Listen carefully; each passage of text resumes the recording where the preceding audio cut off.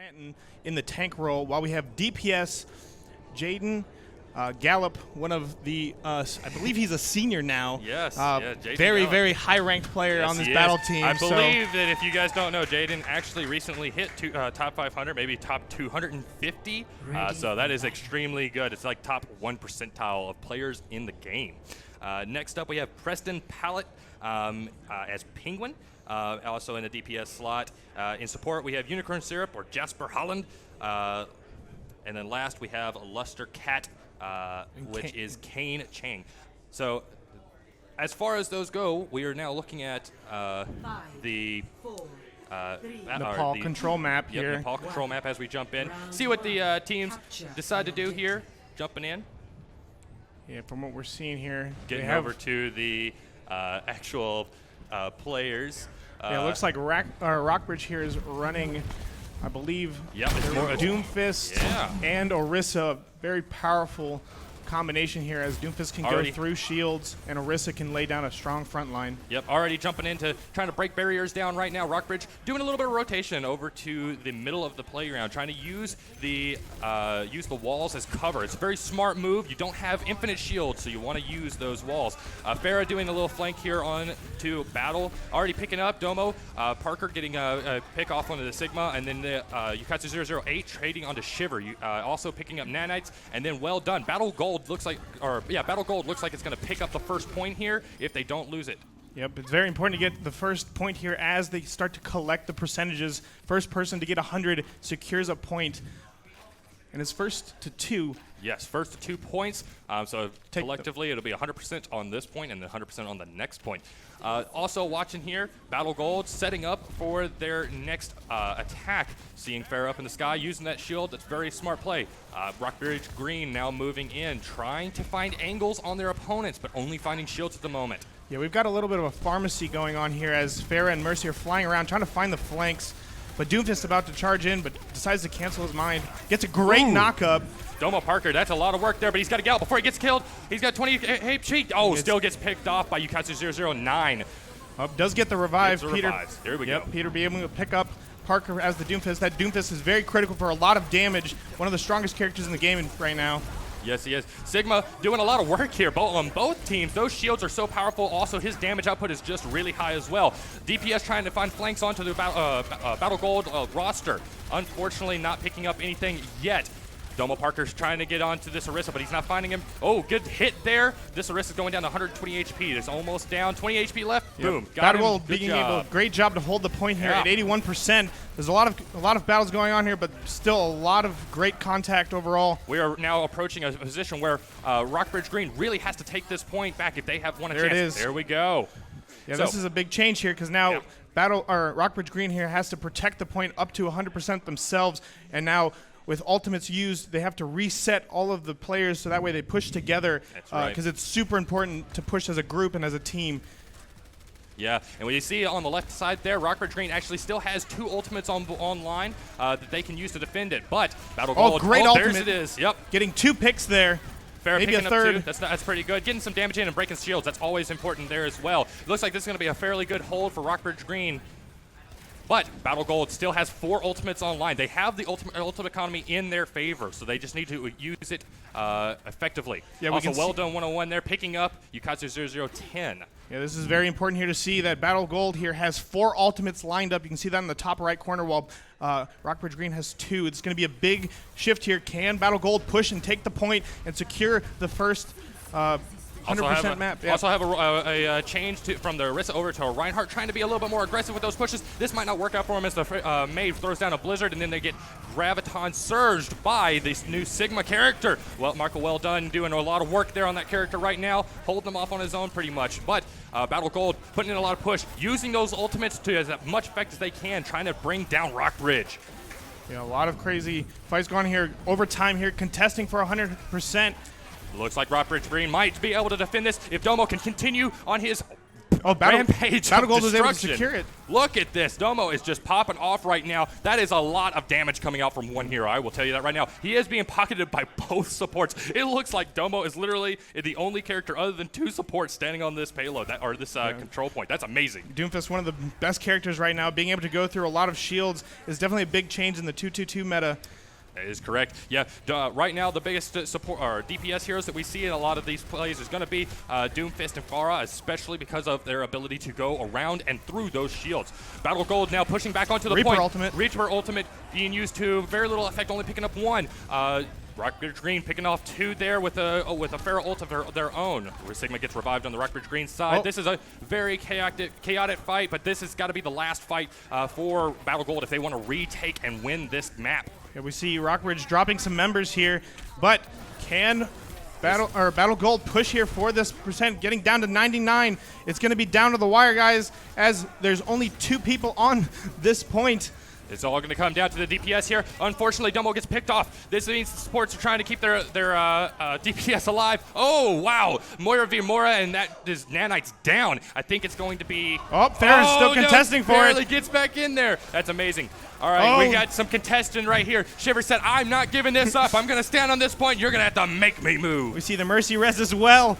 A lot of chaos here in the very first game, and I love it. So much damage trying to be put out, so much healing. Everybody is pushing themselves to the absolute limit for this first match. Shiver's over in that corner, though, saying, I'm not moving. Come and get me. Doomfist ultimate coming in, not being able to pick anybody up. Doomfist getting a great wall slam. Domo Parker doing so much work right now for Rockbridge Green. Unfortunately, gets picked off. Coming down to the overtime. No, he's still on the point. I thought he got picked up there. This is going to come down to it. It looks like it's going to be Rockbridge Green for the first point. First point secured. Wow. Teddy, what do you think of that first match? That was incredible. That's a great way to start. Give it up for our teams here. Rockbridge Green, Battle Gold, first match here. Can we go and keep this going? I love this. I love it. It was fantastic, absolutely fantastic to see. Unfortunately, if Rockbridge Green wins here, though, we're not even going to get to see our favorite part of this map. Yeah. Because this right here is Shrine. This one is a higher up, kind of elevated control point with openings on kind of all sides here. So a little bit different of a meta might be played here. Where we see a Symmetra coming out on the side of Rockbridge. That's impressive. We're also seeing, maybe changing it around a little bit. Who knows? We do see a little bit of switch here on Rockbridge Green's roster as well in terms of the characters they picked up. It is a bit of a change and shift. Like I said, the point is a completely different point there, too. It makes a lot of sense to actually switch it up, too, because it's a different actual map, so you have different advantages. Different play style, yeah. That's one of the biggest things 222 brought to the map, or the game as well, is that now maps, shapes, and outlines matter a lot more. As we get into the first fight, though, lots of damage coming out, and well done. Picking off one early, one of the DPS. That is going to hurt Battle Gold's first push onto this point. That gives us gives Rockbridge Green a good chance of taking the point now. They just have to hold it, avoid that damage. That's Domo Parker picking up another one, but he gets picked off by the Battle Gold Reinhardt. We see the McCree here coming out. Oh my coming in with a flank. Great headshot. Unfortunately, doesn't get it right on target. Shivers is standing tall and strong there on the point, saying, I'm not going anywhere. This is a very impressive Orisa play from Shivers right now. They've captured the first point. Now let's see if we can get that to 99%. And all the way to 100. Yeah, if they're able to secure this, they will take the first map, I believe, here, as it is first to 3. Yep. And looking at the ult economy, neither team really has ultimates right now. That's okay. They're still trying to build those up. That first team fight was fairly quick. Domo Parker moving in to attack. As we see. As we speak, it is a very hectic and chaotic fight right now. But that is the Doomfist Rockbridge Green going down. Now the support tank going down as well. This is not spelling well for Rockbridge Green. Oh my God! We see Battle 2 Gold Doomfist coming out now. Yeah, yep. Change up a little bit of a strategy here from Battle Gold, dropping the McCree and picking up Doomfist. Like I was saying, one of the best characters in the game, in my opinion, as he has the ability to go through a lot of these shields that we see from Reinhardt and Sigma. So yeah, a lot of changes to the game, especially. We see it a lot in higher play. That Doomfist meta being so powerful, especially if you play him correctly. Really, all you have to look for in that Doomfist meta is watching for your enemy to step out of line or out of place, and then to capitalize on it. You can see Graviton Surge coming out now. Oh, getting a great hit on Sigma, using it to a huge effect there. This is such a great hold. Looks like a little bit of a setup play that they've been practicing. Whoa, some nice a lot flanks. of aggression coming out of Battle here as they push them all the way back to their spawn. That is amazing aggression. I love to see that in these game plays. Yeah, we see here 46 to 38. very close point here in the second match as both teams have kind of gotten an even amount. Rather interesting here. You can see here that both teams are also running Reaper, and great way to melt a lot of these front tanks like Sigma and Rissa, Definitely which both teams are running, or maybe not. No. As we move into the next team fight, we do see the ult economy is very close in. It's going to be pretty chaotic fights here with these ultimates. It's going to be who can use the ultimates to the best effect. And boom, there it is. Battle Gold. We see a double from both sides. Trades out from both sides. Who can win this out? Lots even of trades being here. Used. Still even trades. Still a very close fight. It's anybody's fight at this point. Oh my gosh. Pretty much all the ultimates for Rockbridge Green are getting used up pretty quick, but Battle Gold's saying, I'm going to hold on to ours. We can win the next fight with them. I think that's probably a smart move on their part. They can give it up. They just have to make it back very quickly. Rockbridge Green, that is, has to make it back very quickly. Something interesting here is that Rockbridge Green didn't use a lot of their ultimates there compared to Battle Gold, which is maybe why they lost the point, but that's all right because it doesn't matter if you control the point at 99%. You have to get that 100% to win the match. Exactly. At this point, we basically are in a single team fight standing. If Rockbridge or Battle Gold wins the next team fight, it'll be pretty much the last team fight. It'll only be trickle ends after that. As we see now, Battle Gold approaching the point, pretty aggressive. Like they are just jumping right in there. Look at those ultimates coming down online. Already getting picked for Battle Gold. I think this is going to turn around right now as all the ultimates from Battle Gold being dropped. There's the whole team down from Rockbridge Green. That is going to be that captured there. They have 20% left to go, and let's see what we've got. Now, Rockbridge Green does have the ult advantage here, but Battle Gold. But they use them in the last fight, so this is important here because now all Battle Gold has to do is just protect the point and keep them off, and they will be able to secure it. You see, we 95% being here. Rockbridge Green pushing for the point. Can they get on there? Here. Lots of aggression here. Unfortunately, Shiver's getting picked off. That's going to hurt Rockbridge a lot. Everybody's going to have to pull a lot of weight here. If the Graviton. Oh my gosh. Huge ultimates coming down from Battle as well. This is going to be a very close team fight. Yeah, I'm thinking it's going to look in the favor of Battle Gold here as we see it, but there's a pesky Hammond on the point. Oh, there he goes down. Taking him out. I think that will be Battle Gold's 1-1. Yep, it's 1-1, all tied up on the first map. We do finally get to see the hole in the middle of the capture point. This is going to be an amazing map. I'd love to see the meta change here. Yeah, this is going to be a lot different here. There's going to be a lot of different hazards on the map as well. A lot of the crowd control abilities that some of these characters provide will allow them to essentially knock them off, which will provide an insta-kill and have teammates be spread out and sparse among trying to control this point. So it's very important for positioning as well as also using the ultimates at the correct time, as we just saw in this last match.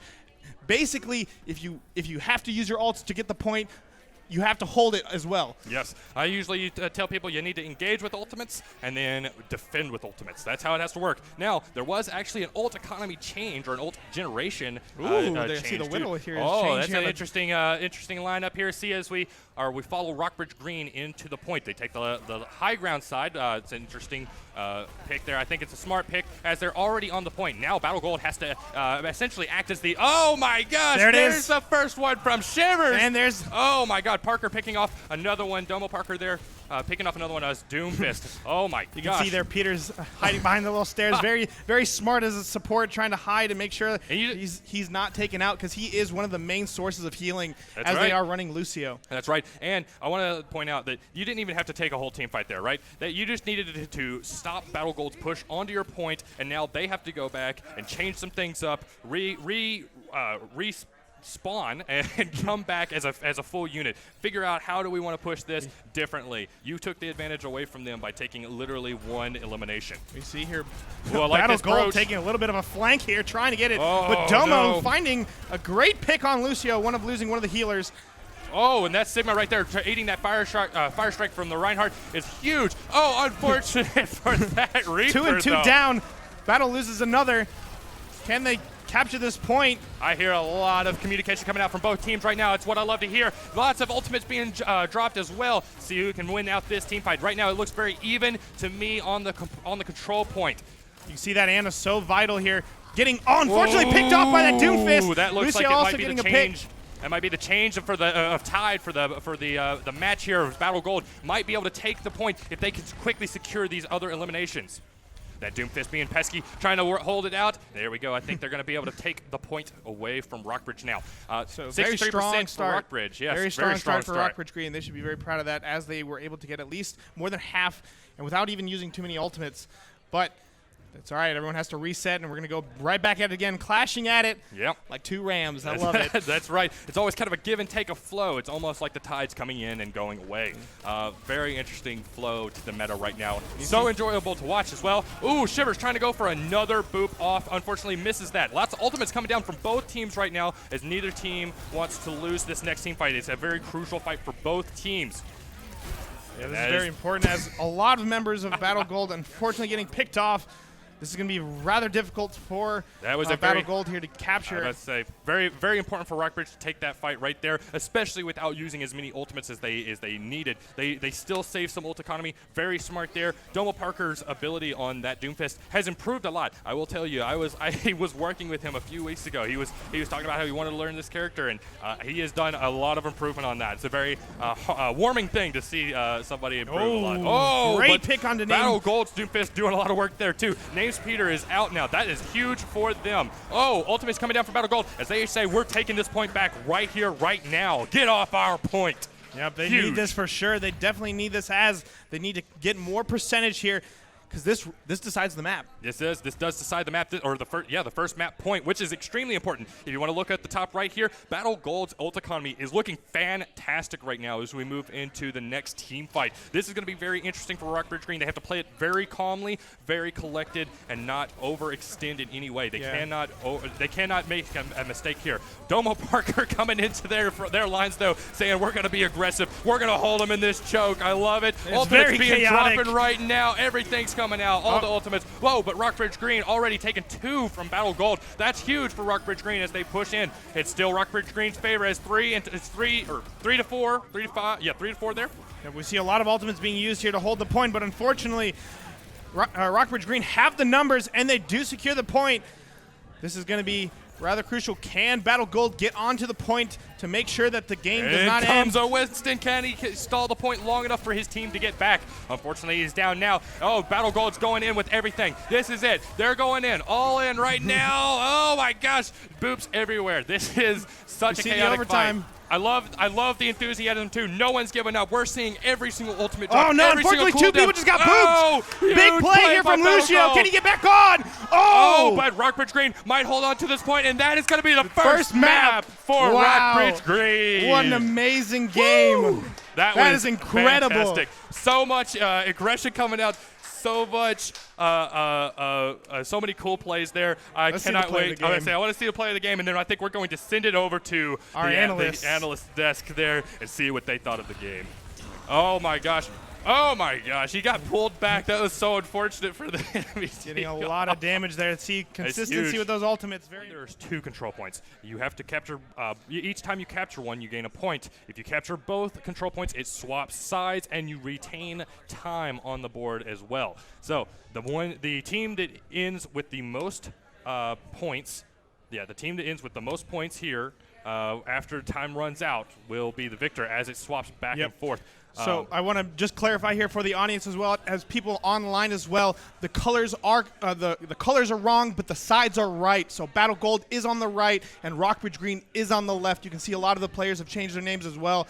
Now we can actually see all the compositions, and we see a lot of players here picking up their signature picks from the last match as well. We have a Doomfist from Parker. We have a Widow from Jaden as well. We have the Moira from Unicorn Syrup. Jasper Holland. Yeah, saw a lot of great last season as well from Unicorn Syrup. Yep, definitely did. They are favorite picks, very comfortable picks as we move into the first point here, and we see let's get it started. Rockbridge Green going for the push. So this is going to be a little bit different than the control map, as they are going to have to push here. But once they secure it, they kind of advance forward. Battle Gold is attacking. I'm sorry about that. Battle Gold is attacking here. The colors did confuse me, so don't worry, everybody. I took the fall for that one for you. Yep, so we do see double shields coming out here with Orisa and Sigma. So Doomfist is going to be a very powerful pick here, as he has the ability to go through. Unfortunately, Widow will have to find sneaky angles here to do it. Oh, that May picking off the Orisa for Battle Gold. That is going to, from Battle Gold, that is going to hurt them quite a bit there for their first push. However, I did love the rotation we saw from Battle Gold, trying to get onto the point, avoiding the shields, and forcing Rockbridge to move. Unfortunately, I think that they might have been just a bit too slow. Parker he's just all over the place right now, trying to paddle that pharmacy up in the sky there. That is a very dangerous prospect for a Doomfist right now. We're starting to see a lot of the early ultimates here coming online for some of the characters. Moira names Peter as the support, and we see a great ultimate coming in. Pharah ultimate here, picking off the tank here. That is a huge play on the side of Battle Gold here. Is taking out that Sigma means that there is one less shield on the field on the team there. to protect him in such an open area. Shivers, the last tank, standing down now by Zafan. Zafan just a absolute beast on that Widowmaker. Yep. I think that we might be keeping an eye out for that. Watch his accuracy. It's just absolutely amazing to watch for sure. Yeah. So something interesting about this new point as well is that it is also a race to see who can get it faster. As whoever gets it done faster saves more time, and the team that can get more captures with more points essentially win the map. Win the map, that is right. And Battle Gold not giving Rockbridge Green any time to reset or rest, really pushing right into that second point. All the aggression, support ultimates coming in from both teams on their Moiras, trying to keep their teams alive as well as doing damage. Mercy up in the sky with the pharmacy on the side of Battle Gold, trying to find picks. Zafan, oh, this is a sneaky angle here. If he can just get a couple of hits. Support ultimate still coming in through and through. Oh, the May Blizzard is down. That is going to look really bad for Battle Gold here as they can pick off the suit. Great hit, but it doesn't take out Jaden with 9 HP. We see Parker here putting a lot of pressure. Going to have a hard time here getting away from him. But Widow does manage to get away. That is a very important matchup to watch right there. I know that Parker is going to be gunning for Zafan all the way here. Zafan, giving a little wave for the audience. Yeah. I think he's going to rotate maybe characters here. Yeah, most likely it's probably what he's going to do here. It'll be interesting to see what he comes back as. We can see here now the ult economy as well. Battle Gold sitting very, very well on the ult economy. So this next push is going to be very crucial for both teams to see how they do. 4 minutes left on the timer for Battle Gold. That is a lot of time, especially after their first push. So something interesting here is since Battle Gold was able to capture the first point, Rockbridge Green technically has a little bit of an advantage in terms of their respawn, so Battle Gold has to find the right angle and secure it and make sure that they can stop Green from capturing. We see that is 100% correct as we see Sigma ultimates coming in from Battle Gold. And more. Oh my god, all the support ultimates are coming in. Mercy, Moira's, Lucio's, everybody's coming in. Battle Gold picking off all the members of Rockbridge right now. That is fantastic. That is a clean wipe. Right there. I think that is it. Kill. It's exactly what they needed. About 3.5 minutes on the clock for Battle Gold. That is a fantastic time. Rockbridge Green being able to get back on it, stopping contesting and trying to take down that timer, so that way they have a better advantage here than when they do the attacking as well. That's right. That is a very smart play. That May's stalling out time. Oh, great pick. Fantastic. Oh my gosh, the accuracy from Jaden Zafan right now. That is just That is, he didn't even need Fan to hammer when he was that close. I said, I'm going to shoot you right in the head. There we go. All right, so as we said, as you said, they're trying to stall out this. That's what their point is. They probably won't actually. They could retake, but they probably won't. So right now, all they're trying to do is run down that timer. We're already under the 3-minute mark. That is amazing work from Rockbridge Green right now. You can just run that down as much as possible so that you have the potentially have the advantage when you are on the offensive. Yep, you can see Jaden here stepping back a little bit to protect Orisa ultimate. Oh my God, Rockbridge said, we are not giving up this point so easily. You're going to have to use literally everything on us. We're going to come in one by one and survive. You see that they switched their stall heroes there at the end, but Battle Gold finally pulling it together at 2.5 minutes left on the clock. Yep. Wow, what a hold from Rockbridge on that last point. They held for around 3.5 minutes. Yeah, that's very good. That's just a lot of time. Yeah. Very good hold from them, especially. Yeah, it does happen very easily where teams lose the first point, and after they've died, they haven't respawned enough to the enemy team is pushing fast enough to capture the second point really quickly, and that's where a lot of teams have a problem. They actually changed that recently, so now if you die on the first point and the first point swaps or is captured by your enemy within 10-20 seconds, you instantly respawn. So there is no easy way to do the snowball effect anymore. That's one of the biggest changes that came with the 2-2-2. So a lot more map balance changes here too. So we hopefully won't see that snowball factor that has plagued higher tier play like Overwatch League in our own seasons as well. Man, that was fantastic to see, especially from the Rockbridge stalls factor there, coming in on the Hampton and their May. Those were fantastic heroes. Seeing a bit of a change in the lineup here. That's going to be a very interesting. I'm liking the way some of these compositions are coming out. Obviously, the teams don't know yet until they see each other. Obviously. But I'm not going to spoil the surprise here there is going to be some fun in this first control point. I'm very interested to see what Rockbridge does here. They're gonna have to play this very carefully. But it'll be if they can play it correctly and play very carefully. Ooh, the very spot good battle positioning. gold. That is not normally seen very often. Yeah. I love that spot. I think something that I've really enjoyed about watching these matches here is that Battle Gold has had fantastic positioning as a team. Yes, They've collectively been behind their tanks. They've been protecting their healers wherever they can. They've had a lot of great control. Rockbridge just realizing that there's a Bastion on the other side. We shouldn't poke our heads out. And then retreating real quick to heal up there. That is pretty funny. I don't know if they're going to make any switches real quick. It does look like they're going to do a couple that's a switches. wise choice. What do you no, that's not exactly what I was thinking, but I do know where they are going with this strategy. I completely agree with this. This is a very smart strategy from Rockbridge coming out. Definitely going to be interesting to see Battle's response to this now that Battle has kind of dictated what the meta will have to be in here.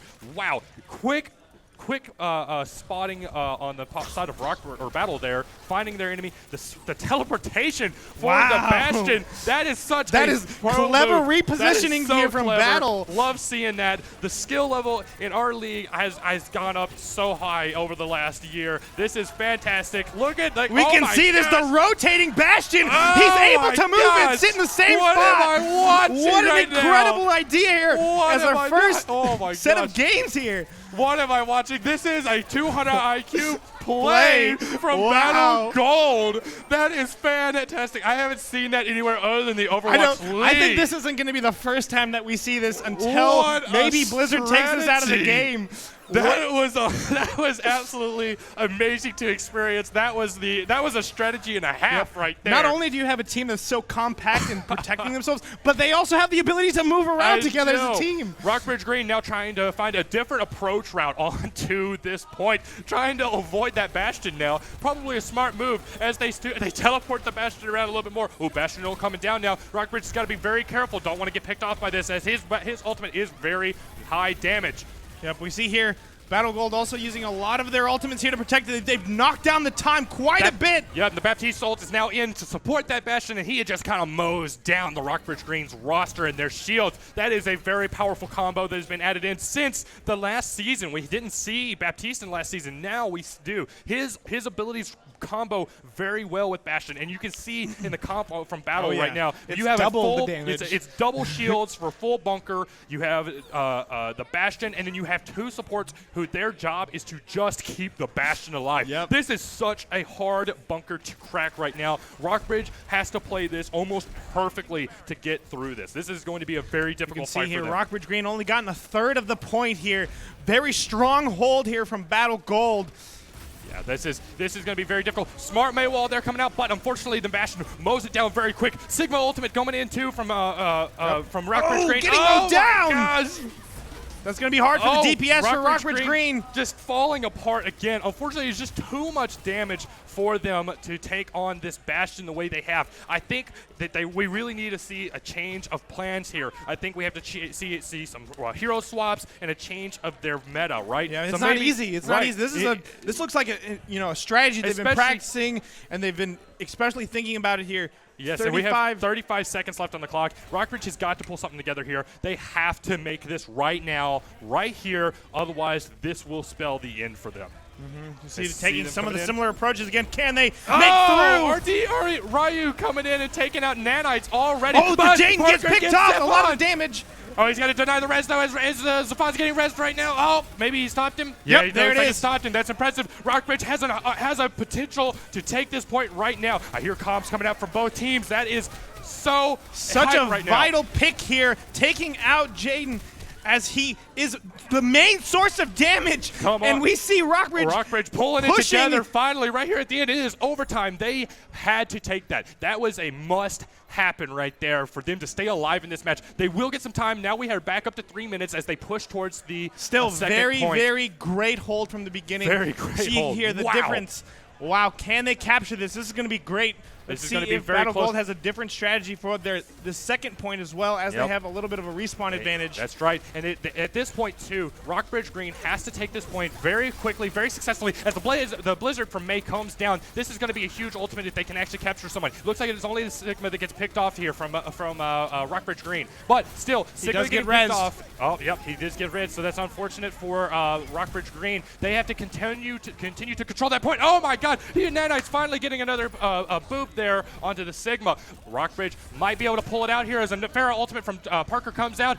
We might see a capture here from Rockbridge. If that is the case, that keeps them in the fight all the way to the next looks map. like they're getting real close. 6 players on the point. One is still contesting.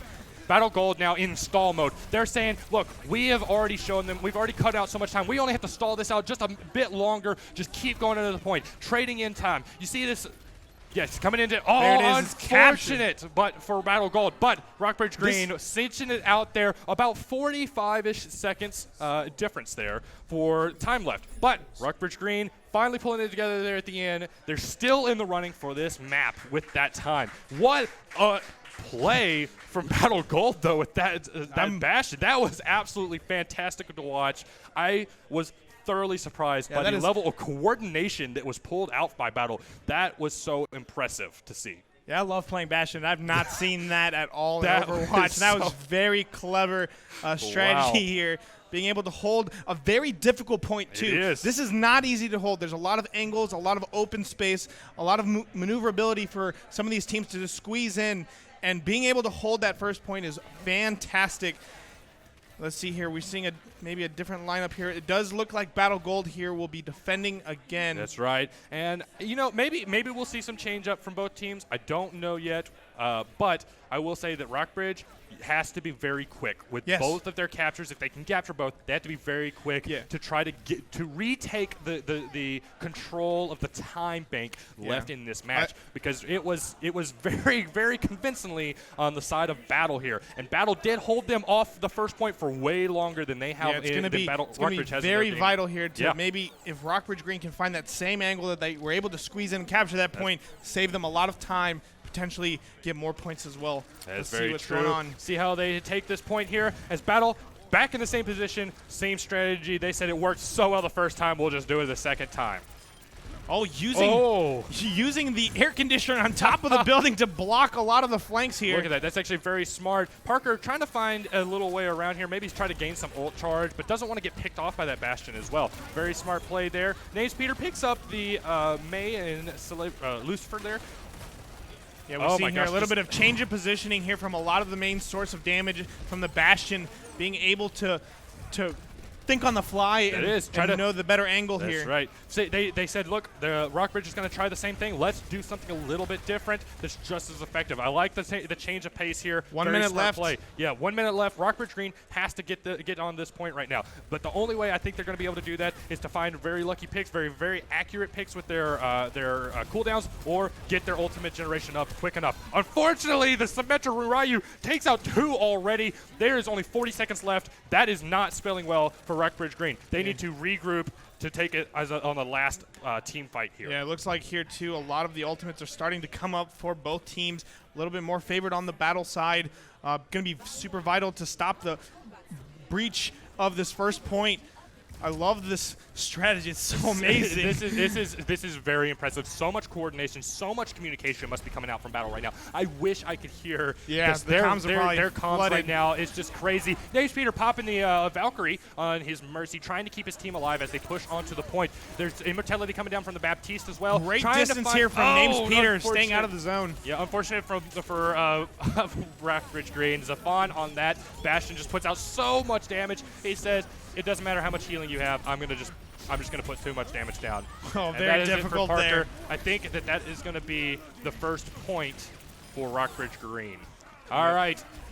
So 2-2. 2-2 Still 2-2. Great hold. Battle Gold now going to be on the offensive. They have 2.5 minutes. Like I said, about 45 seconds to 50 seconds over what Rockbridge had. And their offensive onto this point was much more commanding for what we saw. So maybe Rockbridge Green could come out with some different kind of defense here. Yeah, I think something interesting to point out is that Rockbridge Green wasn't able to get a third of that point. So all Battle Gold has to do is get to that third mark, right. that 1/3 part of that point, and they do win this map, I believe. That's right. That is correct. If Battle Gold, if Rockbridge Green didn't connect with the 1/3 of the point, the capture point, which is what we call a tick or a marker, then what we see is Battle Gold. All they have to do, like you said, is get that small portion of they don't even have to get the whole thing there. So it's a little bit it's in favor a little of bit Battle easier Gold with 2 right minutes now. and 30 seconds than compared to a minute. Yeah, definitely an uphill battle for Rockbridge right now, as they are going to have to literally pull out all the stops. They might have been hiding some strategies for later down the season, maybe, but at this point, I don't know. Do you want to go when all you in, come or and do you show wanna- up on the match, you have to put Right? all you have, because these are points that matters. That is, yes. Every single map will matter with the map differential, which we'll probably get to a little bit later. I know that our analysts talked about it, but we might go in depth a little bit later, and on our future streams, we'll be able to show that. We see here works. a little bit of a similar strategy here. Oh, Now we see I see. two Wait.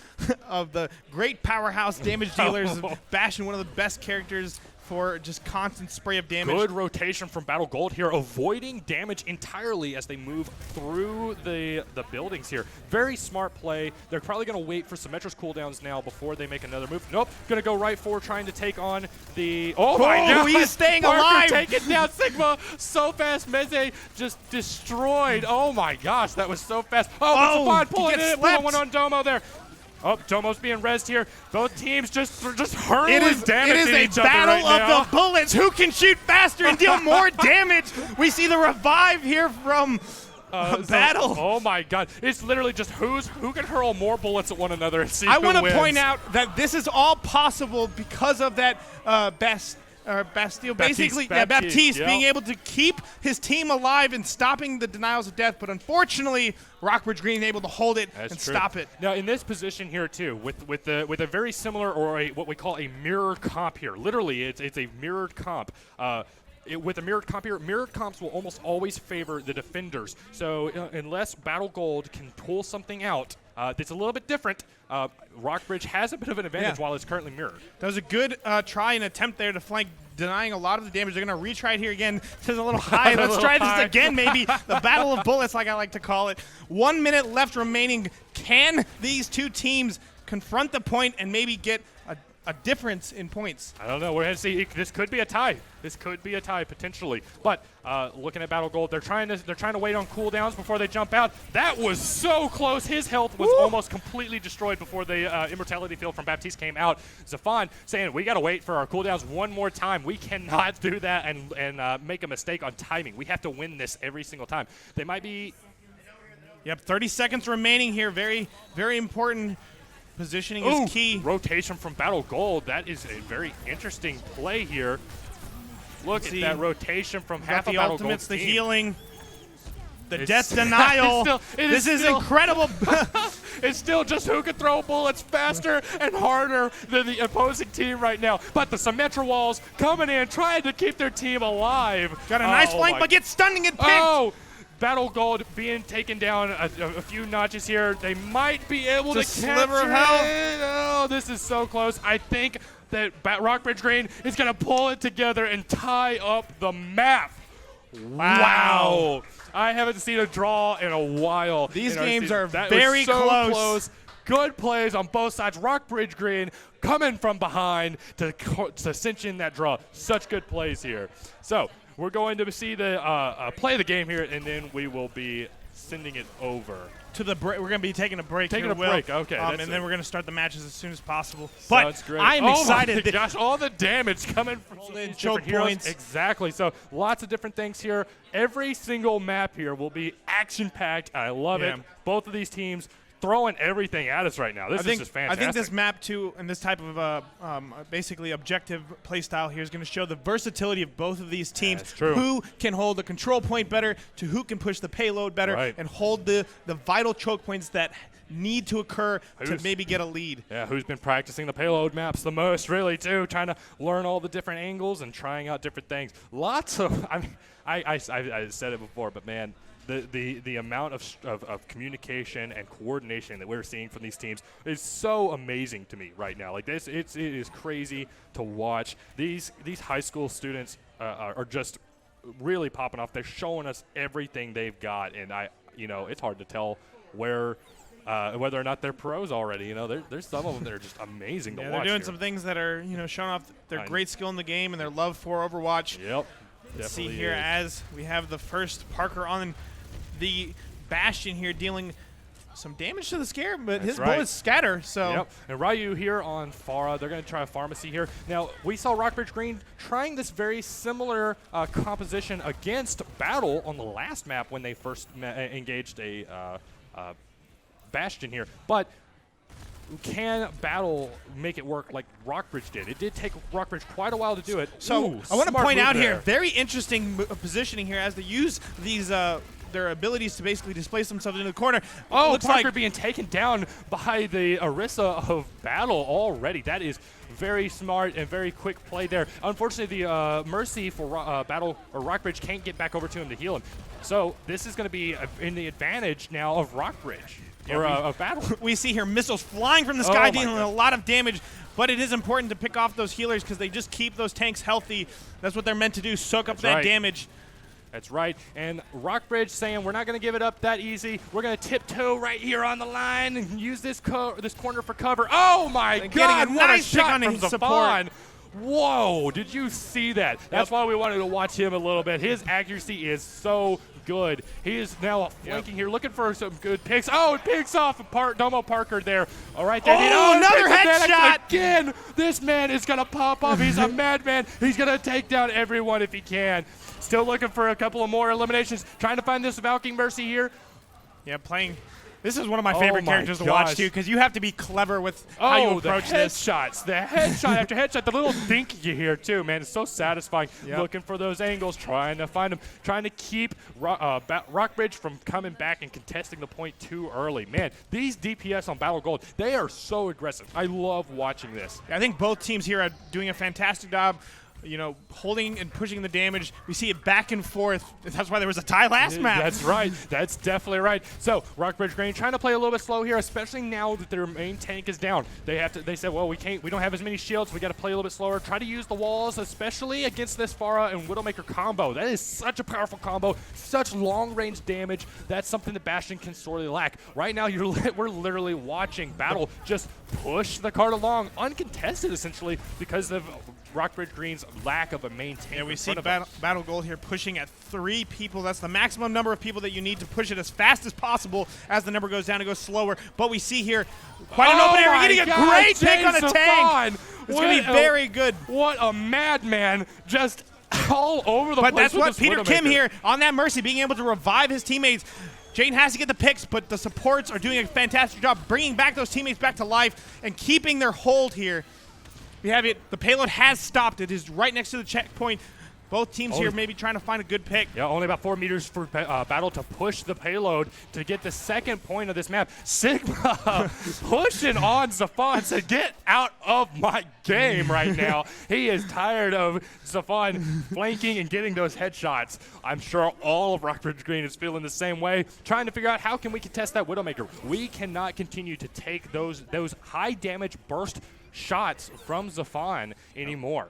Also, looking at the ult economy, Battle looking really good again. I've said it multiple times. Battle's ult economy is fantastic. Their control over what they do. Oh my gosh! The denial! The denial of all the members there. That was very important there to stop that. Great picks, but awesome. These supports are holding Rockbridge Green together. Yes. We see. Yeah, they are. That is definitely true. All the ultimates from both teams coming down now. All the support ultimates, all the tank ultimates, all of the damage ultimates. We see a drop from Rockbridge Green. Rockbridge Green, I think, is going to fall here as they take the second point for Battle Gold. So now they only have about half the map to push this payload and get that third point. About 3 minutes, 45 seconds left in this. This is great time that Battle is making right now. Yeah, Ben Loeb stopping the denial, but unfortunately that wasn't enough. Yeah, that was very great timing on that immortality field. Unfortunately, they couldn't take all of the damage, couldn't soak all of it up just yet. Yeah, the introduction of these characters. Shiver being taken down by Meze already. Zafan picking off Domo as well. Man, Zafan is just a flanking madman. Yep, he's just all over the place. His ultimate, his ultimate allowing him to see through the walls here. Yep. Maybe get a nice pick. Oh, unfortunately doesn't quite see it yet. Essentially wall hacks right now. You know, just cheating right now. No, but yeah, this is an absolutely fantastic positioning from Jaden. He is not being contested very much at all and still getting great damage onto the point. 2 minutes and 50 seconds on the clock here as the payload is approaching near the end. Jaden getting a pick again on the Orisa.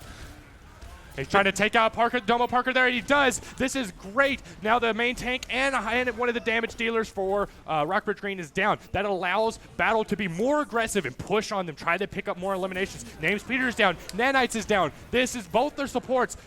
Battle Gold has to push and be very aggressive here. We see 2 members here from Rockbridge Green dropping. Parker also dropping as well. Yeah, we see Shivers actually switch off of the Orisa over to a Hammond. He's trying to use this very fast, agile character to stall out the point. Unfortunately, Ryu takes him out along with Nanites and names Peter with the Pharaoh ultimate. What a play there. There's literally nothing I think Rockbridge could have done right points there. That was fantastic. 2 minutes left on the clock for Battle Gold. Wow, what a push. So now the teams, Rockbridge Green will now be on the offense as Battle Gold will have to defend. This is going to be, let's see how they hold it. The control point is going to be, I think, one of the most important factors of this map. Because if they can soak down the time, it's going to make it very, very easier to stop the payload as they have shorter time to push it. And we've seen already from Battle Gold, they have very strong control point defenses. We haven't seen them in the escort laning phase yet, but we know that first point,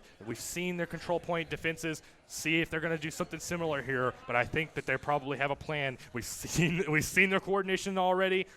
It's going to be fantastic. Yeah, well, I want to bring up here last map here. Battle Gold was able to use a lot of the cheeky angles to use their displacements to avoid a lot of the burst damage from the Bastion. Yes, Can Rockbridge Green get in there and do some of those flanks? Let's see. Yeah, and you know, the big thing too with a lot of this gameplay that we're seeing is that avoidance of damage for Battle Gold. They're doing such a good job of team positioning, avoiding damage before and not basically they don't want to take the damage before they're ready to take the fight. Right? And that's exactly what they're doing. They're positioning themselves in a way that they can get closer to their enemy, and then they decide when they're going to engage. And that is fantastic gameplay. And this is one of the most beautiful things about Overwatch is that supports are basically the backbone of the team. They keep the team together when all of the chaos happens. That's right. And the tanks, they soak up a lot of the damage. They block. They're basically the face, and the bot taking a lot of the front. Tanks kind and of then the DPS has to find those picks. And we are seeing a lot of versatility from all of these players being able to play these play styles. Giant rock flying across the screen. I love it. The new hero Sigma is just so fun to play. If you haven't played him, give him a try. He's actually a blast. So we're seeing Rockbridge trying to do a cheeky maneuver of their own, trying to find their way around, get closer like this play here. A different positioning here from Battle Gold, but they're a little bit farther back. Let's see here as the Farah tries to fight the Doomfist. Oh, Doomfist is out, though, didn't get picked off. Ryu being very smart with that, trying to take advantage of any out-of-place heroes or enemies, but then getting out, doesn't want to get picked himself. Very close, very conservative play, very smart from Battle Gold. I think it's important here to watch, too, is that Rockbridge Green is running a Mercy while Battle Gold is not, so the revivals are not going to happen for Battle Gold as easily, so if there's a pick that's on here, it's going to be very important. As we see, down, so neither team now has the revives, but, oh my god, Ryu gets taken out, though, there at the end, and Shivers down as well. That is not spelling well for Rockbridge Green. Yep, Jasper Holland here using the Moira ultimate to heal up the team. Zafan's accuracy is on the top of his game right now, just not letting anybody escape. He said, Nanites, where you going? Come on back, buddy. It is fantastic. Taking a seat, having some fun. This is a great This is such a great series to watch right now. I am so happy that we are casting the first one, and it has been an action-packed match at that. All right, we see here 2 minutes and 20 seconds on the clock here. Rockbridge Green resetting here. We have we have do the Orisa ultimate here. Oh getting man, a pick Ryu here from Battle Gold on Ryu. That's going to be a revive, though, onto Lucror. There at the but Zayden found a little angle there, took out Parker. That's so smart there for his play, trying to find the Nanites again. Man, he's got Nanites numbers right there. Nanites, you need to wear a helmet, buddy. He's hitting you right there in the head. Yeah, you're gonna need a helmet for that one. Not letting anybody come into their point, though. They're controlling this very convincingly. Yeah, this is what I was talking about, ladies and gentlemen. As the control point is one of the most important pieces of this map, it shows that as the time goes down, the payload is going to be a lot harder. Obviously, you get time added, but it is a lot less time if you captured it quickly. That's correct. So Battle is doing such a great job controlling this point and denying any kind of push. But Rockbridge Green now in control of the better ult economy right now. Their ultimate economy is fantastic. They just have to get into the point and use it. We see Shivers going in. We see Parker using his Pharaoh ultimate here. We still have, we see Doomfist ult, and now we see the Winston. We see everything coming out from Rockbridge, but we only see one elimination on Rockbridge's side. That's not spelling well as Jaden takes out Elbow Parker, and now, oh my gosh. Oh, unfortunately misses with that ultimate. His accuracy is fantastic. I love watching it. Nanites, no! Then flashbang. No, not again. He got the double melee. What was that? What was that? That is fantastic there. He is on fire, ladies and gentlemen. Literally on fire on the left there. Oh my God. This is crazy. Right now, Zafan has my vote for MVP of this match. His gameplay has been on top of its game. Like I never seen anything like this before. I think it is awesomely that it's built around, the battle composition here is supporting Zafan. Zafan's it definitely damage. is. 100% is supporting Zafan's ability, along with Ryu's abilities to go in and out. Zafan playing in the background, not letting anyone to engage on his team, but Ryu going into the enemy team and not giving them any respite. Yep. Drama Parker being taken down, but res rail quickly after by names Peter. Well done, taking out Ryu though. This is a good pick for Rockbridge Green. If they're going to get onto this point, they have to take out those DPS quickly. There's some more picks for Rockbridge Green. Can they take this point? They're going to be using all of their abilities. We see an ultimate, getting one shot, Shivers, knocking down one. Only one person here, but Parker Jane does get taken out.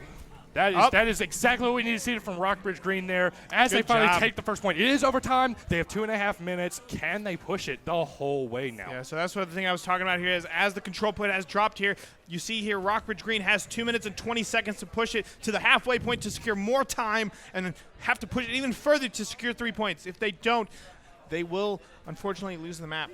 What a clutch up from Rockbridge there, though. They had the ult economy. They used them all. Unfortunately, weren't finding them, but their second round of ultimates that they had finally came in handy. They found the picks that they needed. I think that what the big thing was, they forced Battle out of the position that Battle really wanted to be in. So right now, unfortunately, Meze going to use his Sigma ult on them. That hurts Rockbridge quite a lot, dropping almost everybody on Rockbridge's team down to half health.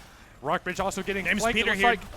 Name's Peter here trying so hard. Peter Kim trying his best here to keep everyone in line. Unfortunately, gets picked off by Jasper Holland's Moira ultimate.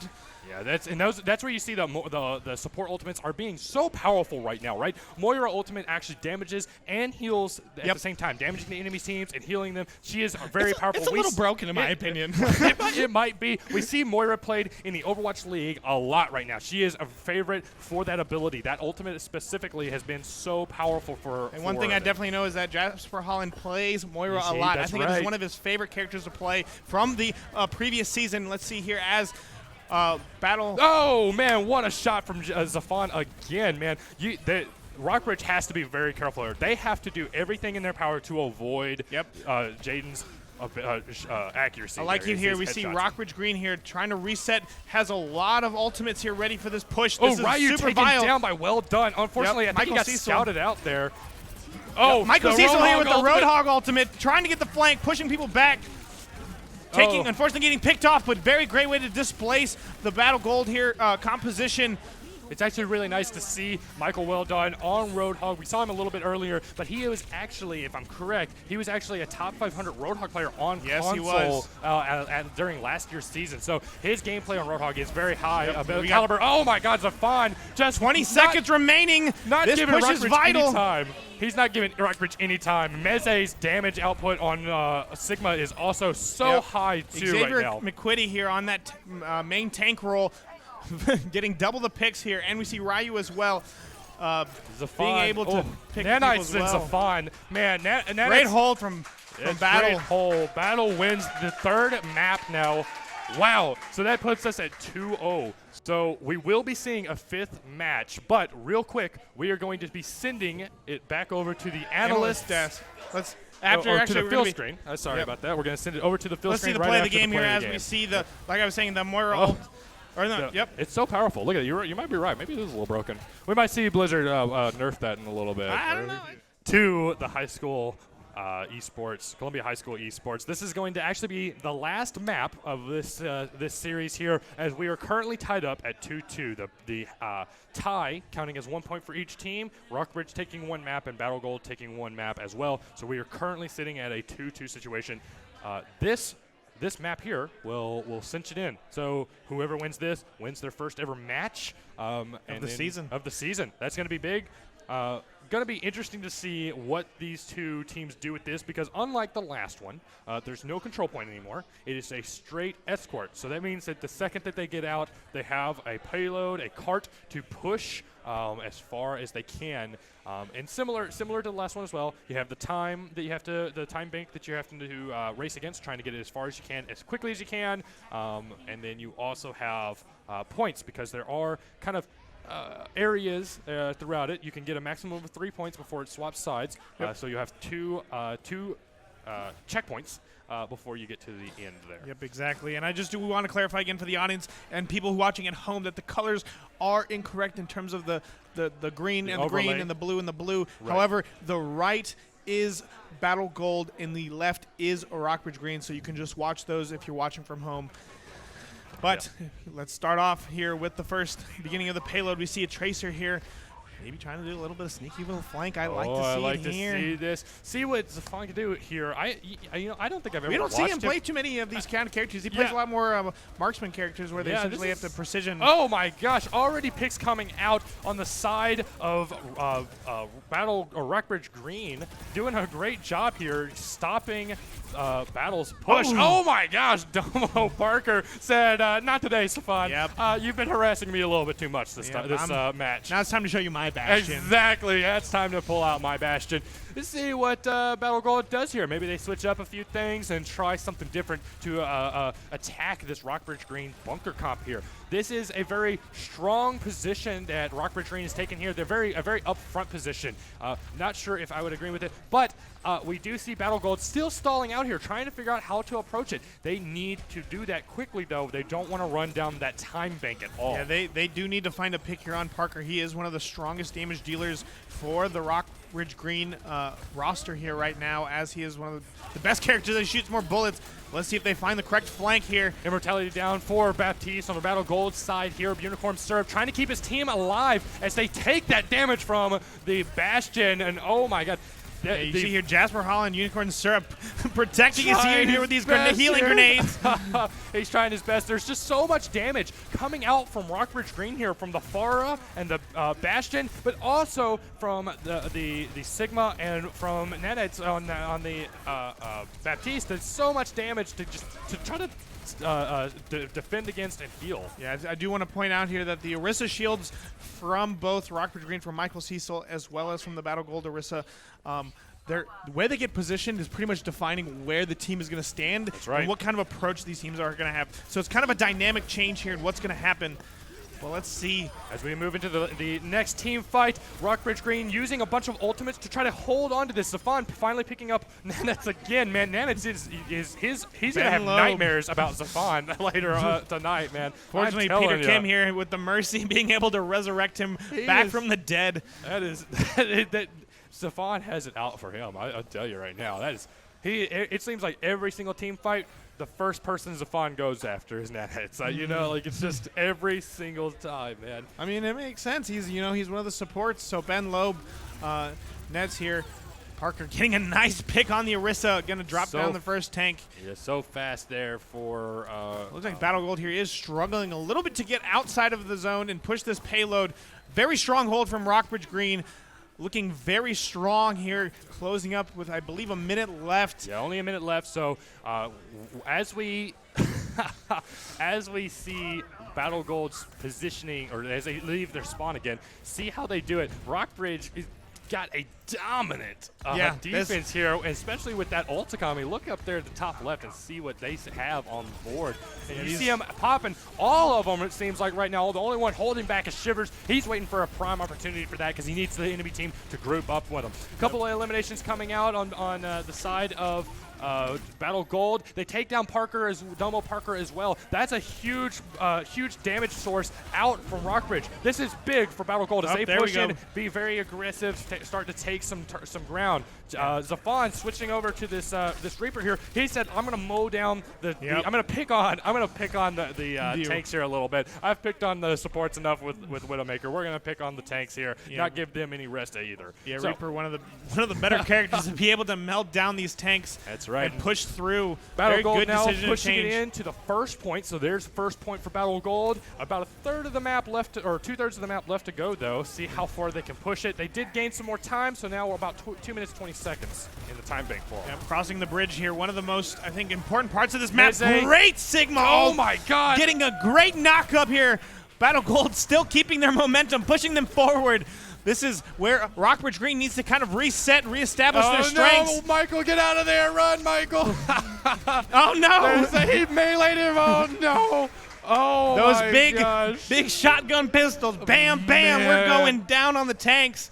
I told you, man. Zafan said, "I'm tired of picking on the supports. It's time to pick on the tanks a little bit." Unfortunately for Michael there, he couldn't get away. Oh my gosh, Battle Gold, a little bit of a rough start here, but they're making it now. They're chugging along like an engine. Yep, we got to keep this momentum going. They only have a minute 30 seconds. Great Reaper! Oh my gosh, from Ryu as well. Ryu. 3 people getting taken out. Rockbridge Green going down to 1 member. Oh my God, that's exactly what Battle Gold needed there. They literally only committed 3 ultimates, Yep. 3 ultimates to the fight, securing the second point and gaining more time on those their bank. Those were the DPS ultimates here, so now they have 200, and I guess the Moira ultimate as well from Unicorn Syrup, Jasper Holland. But 2 minutes and 40 seconds to push to the third point. This is the hardest point to push because they have Rockbridge Green has the respawn advantage. Let's see here. And it's also a very tight shooting choke missiles here. from above. It's going to be very difficult for them as well. The Sigma for in Shiver is trying to counter the Pharah as well, trying to use that shield to block that damage. It's very difficult to do, but we see Zafan getting taken out by Nanets. Getting a little bit of revenge there. That was impressive. Yep. Zafan, though, coming back into the game very quickly. Doomfist charging in from Parker. So much damage coming out. And you see Nanets getting in the back line there. He's just going to harass the tanks himself. He's tired of getting picked on. He said, "I can show you I'm a bully, too. Get over here." Yeah, we see here a pick here from Rockbridge Green being able to stop this push now. This is exactly what I think Rockbridge Green needs to just halt the stop, to deny the third point. 1 minute and 40 seconds almost as we see the ultimates are starting to get back online for both teams. Right now there's currently an advantage on one side, but who can use them better? That's right. Rockbridge now going to commit a few ultimates here. Oh, trying to combo the Doomfist and the Sigma. Very big plays there, but unfortunately Domo Parker getting picked up by Ryu before he can get out of the backline of Battle Gold. Yeah, I think Parker went a little bit too deep there and using his ultimate, not getting a pick, but Celsar getting a great stop here. Getting the Orisa ultimate, denying the ultimate with his ultimate, and getting a pick as well. Preston there on the Orisa probably did not appreciate that very well at all. Oh, but Zafan getting taken down by Parker as well. Great defensive here. Like you said, we're down to about 50 seconds. We were basically one team fight territory now. Battle Gold, they want that third point. They have to go in hard and heavy and get Rockbridge out of there. This is absolutely probably one of the harder points to capture. It is a choke point and a spawn advantage. Let's see what they can do. The resets have happened. We see a little bit of a change here in the lineups as well from Battle Gold. A little bit of hesitation from Battle Gold as well. They're down to 30 seconds. They cannot wait any longer. They got to go in right now if they want a chance of taking this point. Yeah, this is going to come down to the wire here, ladies and gentlemen. This is for the first half of this map.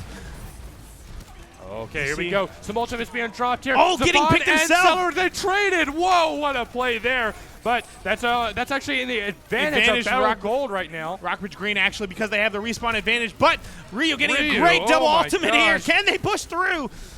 That is a huge for them. We're seeing a little bit of a swing towards Battle Gold. Can they keep it up? That Unicorn Syrup on Moira, their ultimate, getting that damage in, trying to deny some healing for Rockbridge Green is huge. But Michael, well done. Michael Cecil here being able to stop here, rolling around in the hamster ball. Yeah. Unfortunately gets picked with the big shotgun from the Roadhog.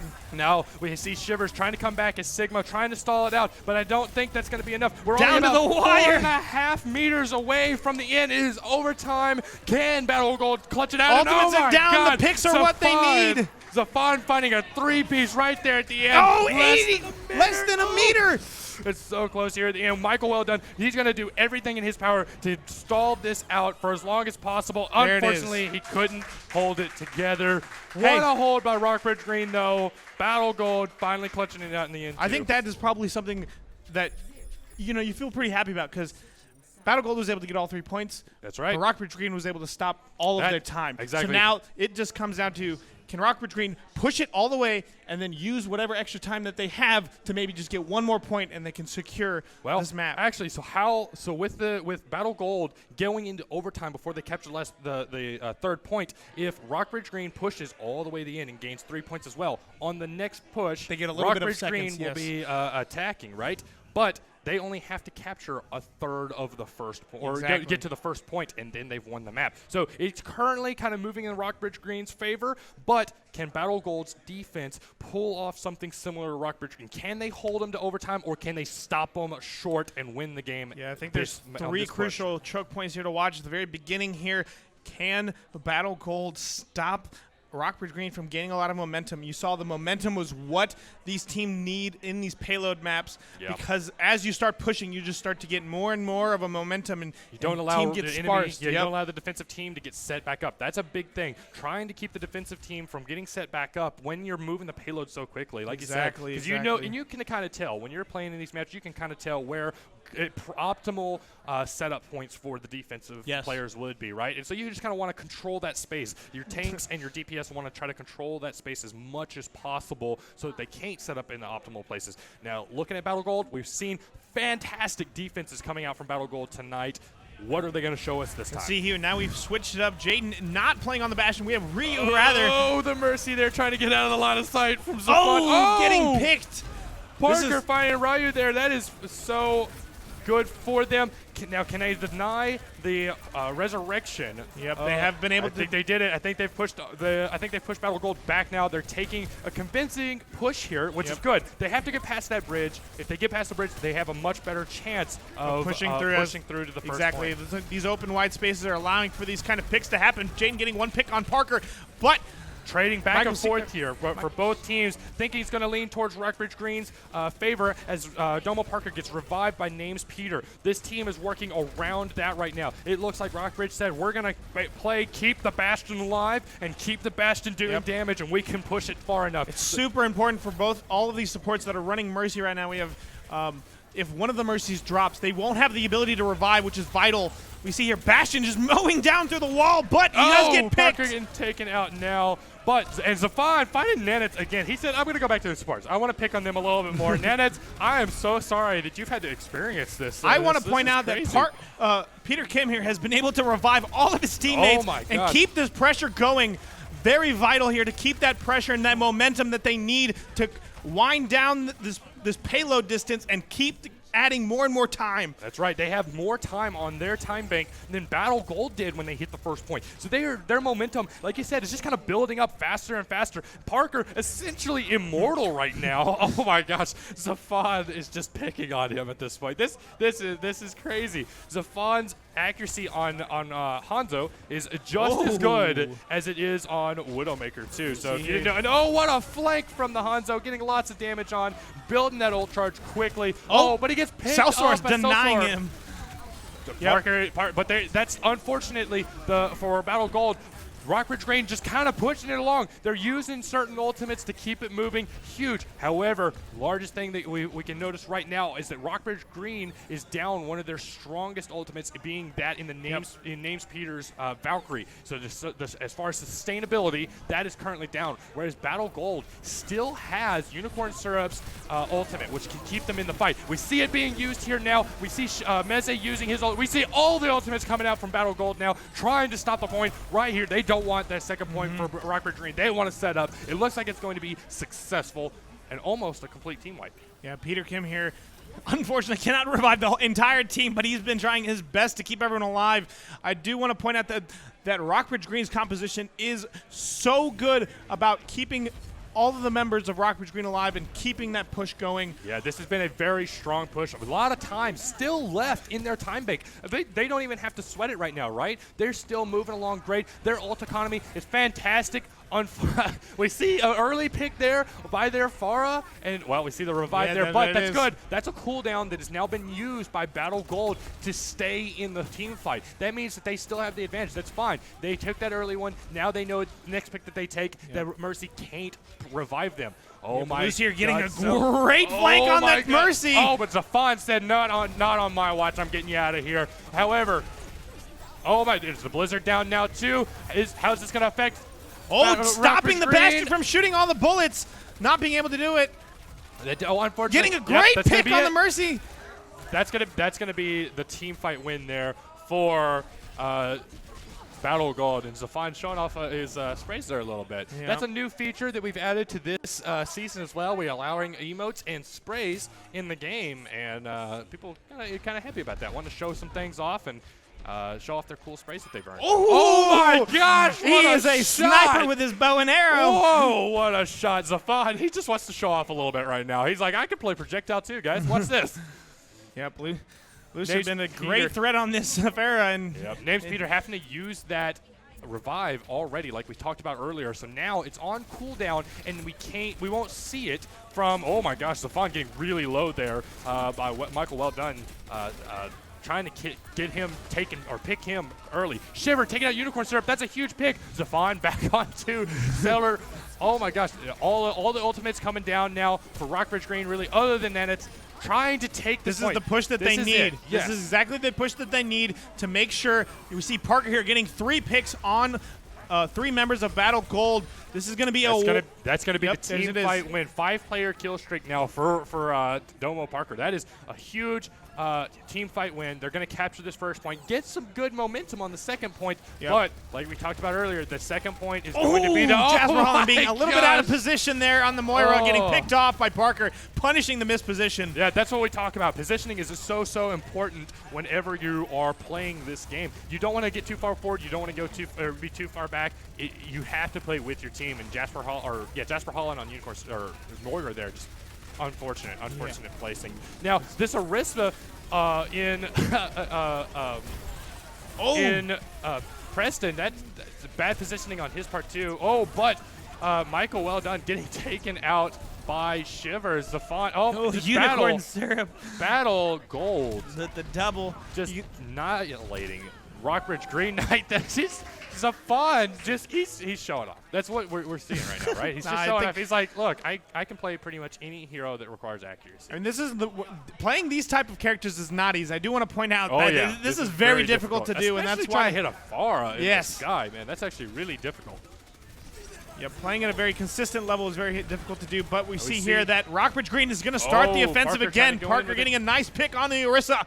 That's what I like to see. I want to see ults being used to engage. And right now, the Blizzard coming in stops Rockbridge Green in their tracks. Ryu pick onto this Mei is so smart. It stalls them out. It creates a zoning feature where you literally can't walk through the zone, and if you do, you're gonna be done. You're out of this team fight essentially. All right, we're down here to the last minute and 15 seconds here.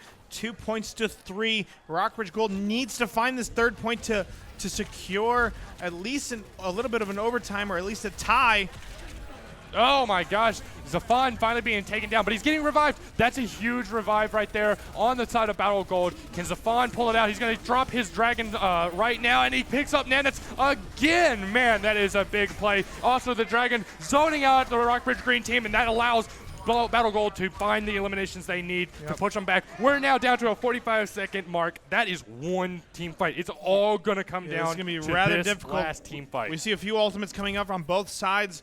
Mostly here, this is probably going to be one of the last pushes that Rockbridge Green has here. They do have the death denial. They do have the death revival.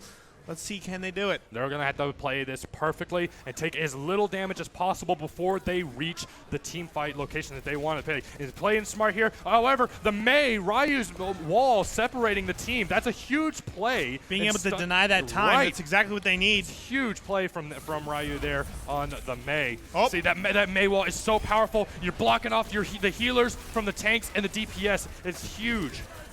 Yep, we see here but down to the taken out wire. by Shiver. Whoa, that is a big elimination. So we see ultimates coming back up and being in use. Overtime has hit. The Rockbridge Green team cannot leave this payload, otherwise it is game over for them. And it looks like they're doing everything in their power to do that. They've taken out both of Battle Gold's DPS now in quick succession. Unicorn Syrup, very low on health, trying to escape. Lucius here has got to get a great ultimate here to find maybe a pick. Putting Still the pressure pushing it on. in. This is working. Oh, but the Sigma ult is going to cause. Oh! Oh, my God. We almost saw a Sig 9. That was amazing play there. I love to watch that. Oh, a lot of members getting picked off here. Doma Burger going absolutely crazy with the Bastion ultimate. We still have Lucius still holding that ultimate. They are able to do it. It is tied 3-3. We're tied once again. Wow. What a clutch moment for Rockbridge Green right there at the end. Doma Parker literally popping off with that Bastion ultimate. I want to point out that this is the first series of our match as we started the season, and it is already neck and neck. Neck and neck, These teams are tied in points, tied in overall map wins as well. This is a great way to start the series. This is the going season. to be an amazing season. I cannot wait to see the rest of the season, especially as we approach playoffs later in the season. Like it's gonna be fantastic. So let's explain here a little bit of overtime here. So we have both teams, since they are down to 0, they all get 1 minute to push as far as they can. If one of the teams can get it to a checkpoint, they get a point, and that can make a difference in terms of who wins. So, and we saw from both teams being able to kind of stall out the first point by about a minute. So we could see a full hold from one team and a full push from the other, or we could see 2 full holds and have another tied game. That would be absolutely insane, and we would have to go to game 5. Yep. We see here that Rockbridge Green is on defense first. This is going to be the setting set for what's going to happen. We see a different position from that they had in the last previous point here. Bullets are flying in the air. We see Parker still on that Bastion, being able to get picks on the Pharah. Very hard. Also, they're putting a lot of pressure here. Oh my gosh, with that Pharah. We have just seen the meta changed in front of our eyes throughout the maps, and right now we're in a meta that says let's just hurl as much damage at the other team and hope that we win. If my bullets can shoot faster than yours and deal more damage, that's what's going to happen. Exactly. Now we see Rockbridge Gold now kind of making a positional change, rotating, trying to stop Battle Gold's push here. 20 seconds remaining as they are getting the point. Death Denial has been dropped here by Unicorn Syrup, Jasper Holland. We see so much damage coming up from both teams, and the immortality fields on both teams. It is just down to who plays the timing of all of their cooldowns better. We see Doma Parker using his Bastion ult immediately, trying to get those picks as fast as possible. And there they are, already picking them up. That's 3 for Doma Parker. That's huge. That could be the game changer right there. That could be the end of Battle Gold's push. Yes, this is great position to stop them, but coming in. They are not stopping. Overtime here is still going down. And it does appear that is going to be the end of Battle Gold's push. The end of Battle Gold's push. Yeah, that is it. That is going to be a very, very hard hold for Battle Gold. Yes. They have to stop Rockbridge from pushing it to that exact point. And I don't know. I honestly, I don't know. Rockbridge's initial offensive push out of their spawn on the last pointage or the last phase was so dominating. Yes. Battle Gold's got to put something together here to stop Rockbridge's aggressiveness right out of the gate, right? So it'll be interesting to see what they do to pull this together. They've got to cinch it together if they want to take this point. This is the moment that is extremely vital. It comes down to this. Yes. Who pushes it farther, they take the match. They take their first win of the season. Let us see what's going to happen here. We see interesting compositions here coming out here. I like it. I do like Rockbridge Green staying with something very similar to what they've been running. Lucer, that Farah has been great. He loves it. And, it's very powerful on this map right now, right? So there's lots of tall buildings that Farah can actually go over top and use as kind of a cover for the enemies that she's fighting on the ground. So very strong map for Farah here. Battle Gold, though, this is going to be a very interesting comp to see how it's going to handle Rockbridge's offense here, right? I don't know if it will work, but if it does, Battle Gold, you've got to. Oh my God! So aggressive. Straight up in front of the spawn. Not come You're out. not leaving this door. You are staying in your spawn, and we are not allowing you to move. I love the aggression. They said, "This is it. We're staying here. Don't walk out." I love this is what you have to do, basically, right? I don't think Rockbridge Green was expecting that kind of aggression. Definitely not. Definitely not. However, Rockbridge Green coming out the top and from all sides, really, on Battle. Oh my God, Shiver being taken out. That's unfortunate for Rockbridge as well. 25 seconds remaining. No. Jane here being able to deny these death respawn times are going to be causing basically a sparse way to hear the push. They have to get on this point and make it. 15 seconds. Oh my gosh. Come on, Rockbridge. You have to be on the point in the next 10 seconds or that's it. Oh Lucer my with God. the great ultimate. What an ultimate. That could cinch it up for them. Oh no. Oh my God. This is going to be one chaotic fight in overtime for the map. For the match right here. Rockbridge Green has to stay on top of this payload the entire time. Parker said, I'm sitting down here. We're taking out everybody. Now we're going to start moving it. However, it's going to stay in overtime. Can they push it all the way there before Battle Gold makes it back? Meze switching over to the Hammond, trying to get back as quickly as he can. Hammond being one of the fastest heroes. We see a bunch of switches trying to get over to fast heroes, trying to get over to the payload before it reaches it. Can they do it? It's going to be really close. Meze and Ryu baying back already to try to stall it out. Unfortunately, they are taken down so quickly by the damage output from Doma Parker and Nanet's that Bastion is really the wall to stop them. And that will be the match in favor of Rockbridge Green. Wow, what a series. Absolutely amazing. Series. Great effort by both of these teams. Wonderful strategies coming out. Let's see what this play of the game is here from Domo Parker. Oh my gosh, it had to be one of his 3 or 4 Ks, right? It was when he ulted, right here at the end, right, or on the. This was the denial. This is what set them to have such an easier time pushing it. Yes, it was. This is when he popped off. He said, "I am done with this match. We're winning it." Was that everything you guys got up your sleeve, or do you have anything maybe lurking for later in the season? We got a couple things planned. Not gonna put it out there, but look forward to it. All right, I look forward to that as well. It's time. We're back. We're casting again. Except this time we're not casting that Overwatch or that League of Legends deal. It's time for some Overwatch shenanigans here. Coming up, Hickman Gold, Rockbridge Gold. Yes, on Busan will be map 1. Oh, you got to love these colors, too. We'll make sure that the colors get changed for the next round, too. Going into it, though, Rockbridge chance looks like the other team that just played last round still in the audience going into this game, though. Here we go for first match on Busan. I do not like Busan, so. I like Busan. It's not my favorite control map, but it is close to one of my favorites out of the newer ones at least. I'm excited to see what these two teams have to offer in terms of team composition. We saw some pretty interesting stuff last game, so we'll see what we got. Looks like we got Doomfist and Hanzo on Rockbridge Gold real cool which is something we saw pretty much exclusively in the first control map last game. We did see a lot of Doomfist. He's a very strong champion right now. Right? Yeah, with you can do a lot of great things with him and Orisa with the halts and being able to pull a whole team into a big Doomfist punch could be extremely effective. Yep, that's what you guys did last game too on these control maps coming around the corner here. For this first point here, what is the initial strategy? So there's a lot of ways that you can enter. Looks like they're going to try to wrap around the back right side. You can also go through the main side on the left and try to go down the stairs, but the back right gives you a lot of cover at the beginning. Right now, it looks like Hickman has the advantage. They're the ones that are on the map first, but Cameron Imagine, forgot his name wrong, comes to the back line with the Doomfist. Yeah, he's trying to keep himself alive inside of that invulnerability field, but they're having a problem getting onto the point right now, it looks like. Almost got the flank there on the Reaper. So much motion going on away. this map. Too, there's so many ways that you have to keep track of where players are entering from, especially when you have sneaky characters like the Reaper and the Doomfist. And in all this chaos, Hickman High School did cap the point, so they're earning that percentage. You can see it at the top of your screen. Again, 4 control maps. It is the first one to win 3 hills. Yep. And right there, Hickman High School forces Rockbridge back. Yeah, they're Continuing that really control. racking up that percentage right there. Just kind of waiting.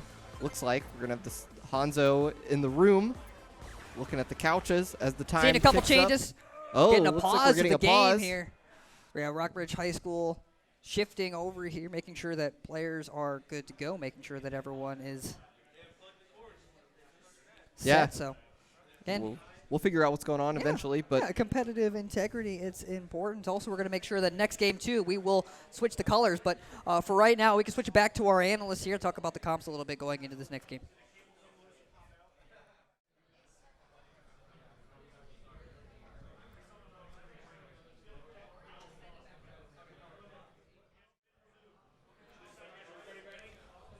Looks like the games are actually good to go, so we don't have to worry about it.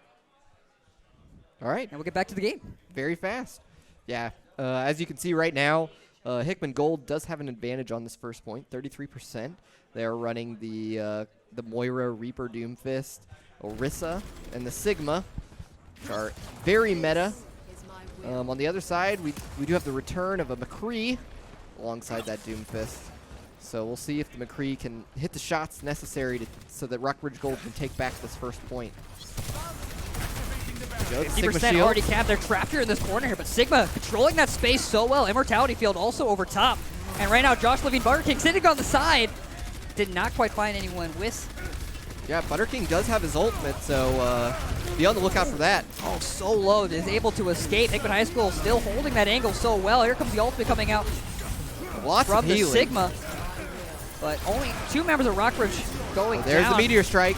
Where's it going to land? Looks like he just uses it to kind of get out of the danger zone. There we go. Josh Levine around the outside. Yeah. These Doomfist mobility is looking so strong. So Yeah, it's so useful on maps like this as well. When there is a lot of high ground, a lot of corners to get around, Doomfist can be very, very hard to keep track of in these tight corridors that Busan has. Looks like he's looking for he's looking for an ult right here. Go for the big Meteor Strike, trying to get an angle on it. He goes right into the back line. Going for the Meteor Strike right now on the point. Camera trying to find the angle. Does he get? I didn't get one anywhere. Nope, he didn't get anybody. Ethan Crawford with the elimination. Rockbridge High School has to get onto the pointer. They're going to lose this one, 99-0. Oh, there's it. Oh man, Buzzer King, Josh Levine just. It looks like Hickman Gold's just going to take that first point pretty handily. Yeah, the Butter King on the Doomfist really paid off for them. Just being Butter able King to. or Buzzer King? I've always said Buzzer King. Is it Buzzer King? I don't know. This is my first time seeing him. That might be closer. I actually don't know. Is it Butter King? I don't know. It is not my preference to see the matter. Yeah, I'm interested to see what they'll do on this map as well. This one has more of an arena space to fight in, a traditional, circular area. No shifts in characters here for Hickman High School. Only shift we see, though, or I will say getting the Lucio on the Hickman side, going to give them that positioning on And the we are second seeing point here. Setting up early definitely helps. Yeah, and we got the Reinhardt and the Zarya on Rockbridge Gold, which makes for quite a brawly kind of comp. You just want to get in the middle of it and start grinding it out. We'll see what route they take. Looks like they're just going straight down the middle, straight to the drum. Shields are up. And once more, it's Hickman High School that gets to the point first. Yeah, the point is about to unlock.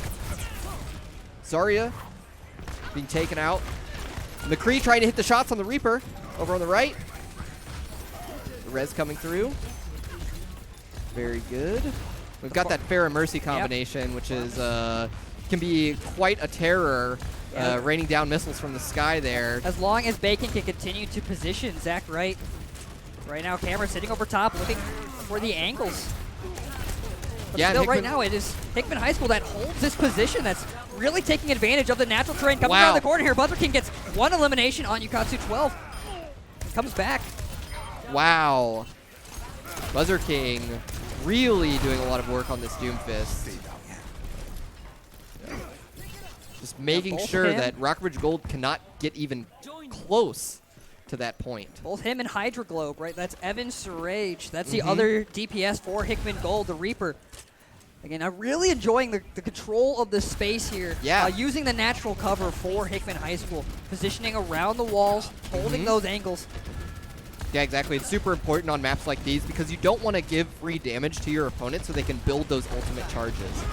Yeah, it's unfortunate. It doesn't seem like the Fair is able to get enough damage through the Lucio and the Moira heals. Couple more missile hits and we'll have the ultimate there. That's another elimination. Lucas Booster gets taken out once more by the Reaper. Coming over top. Meteor Strike coming out from Buzzer King. Coalescence also popped by Hickman. That's a good number of ultimates held over top. And still Cameron just Cam's just putting holding these that missiles ultimate. over top. He's not able to find any eliminations. Well, here comes the High Noon. Oh, did I? Unable to find any. No target. Garage is up right now, and it just seems right now for Rockbridge just not Flux. able, maybe not on the same page, or not able to find the trigger to really push inside the point. Now getting pushed back. It's currently at 89%.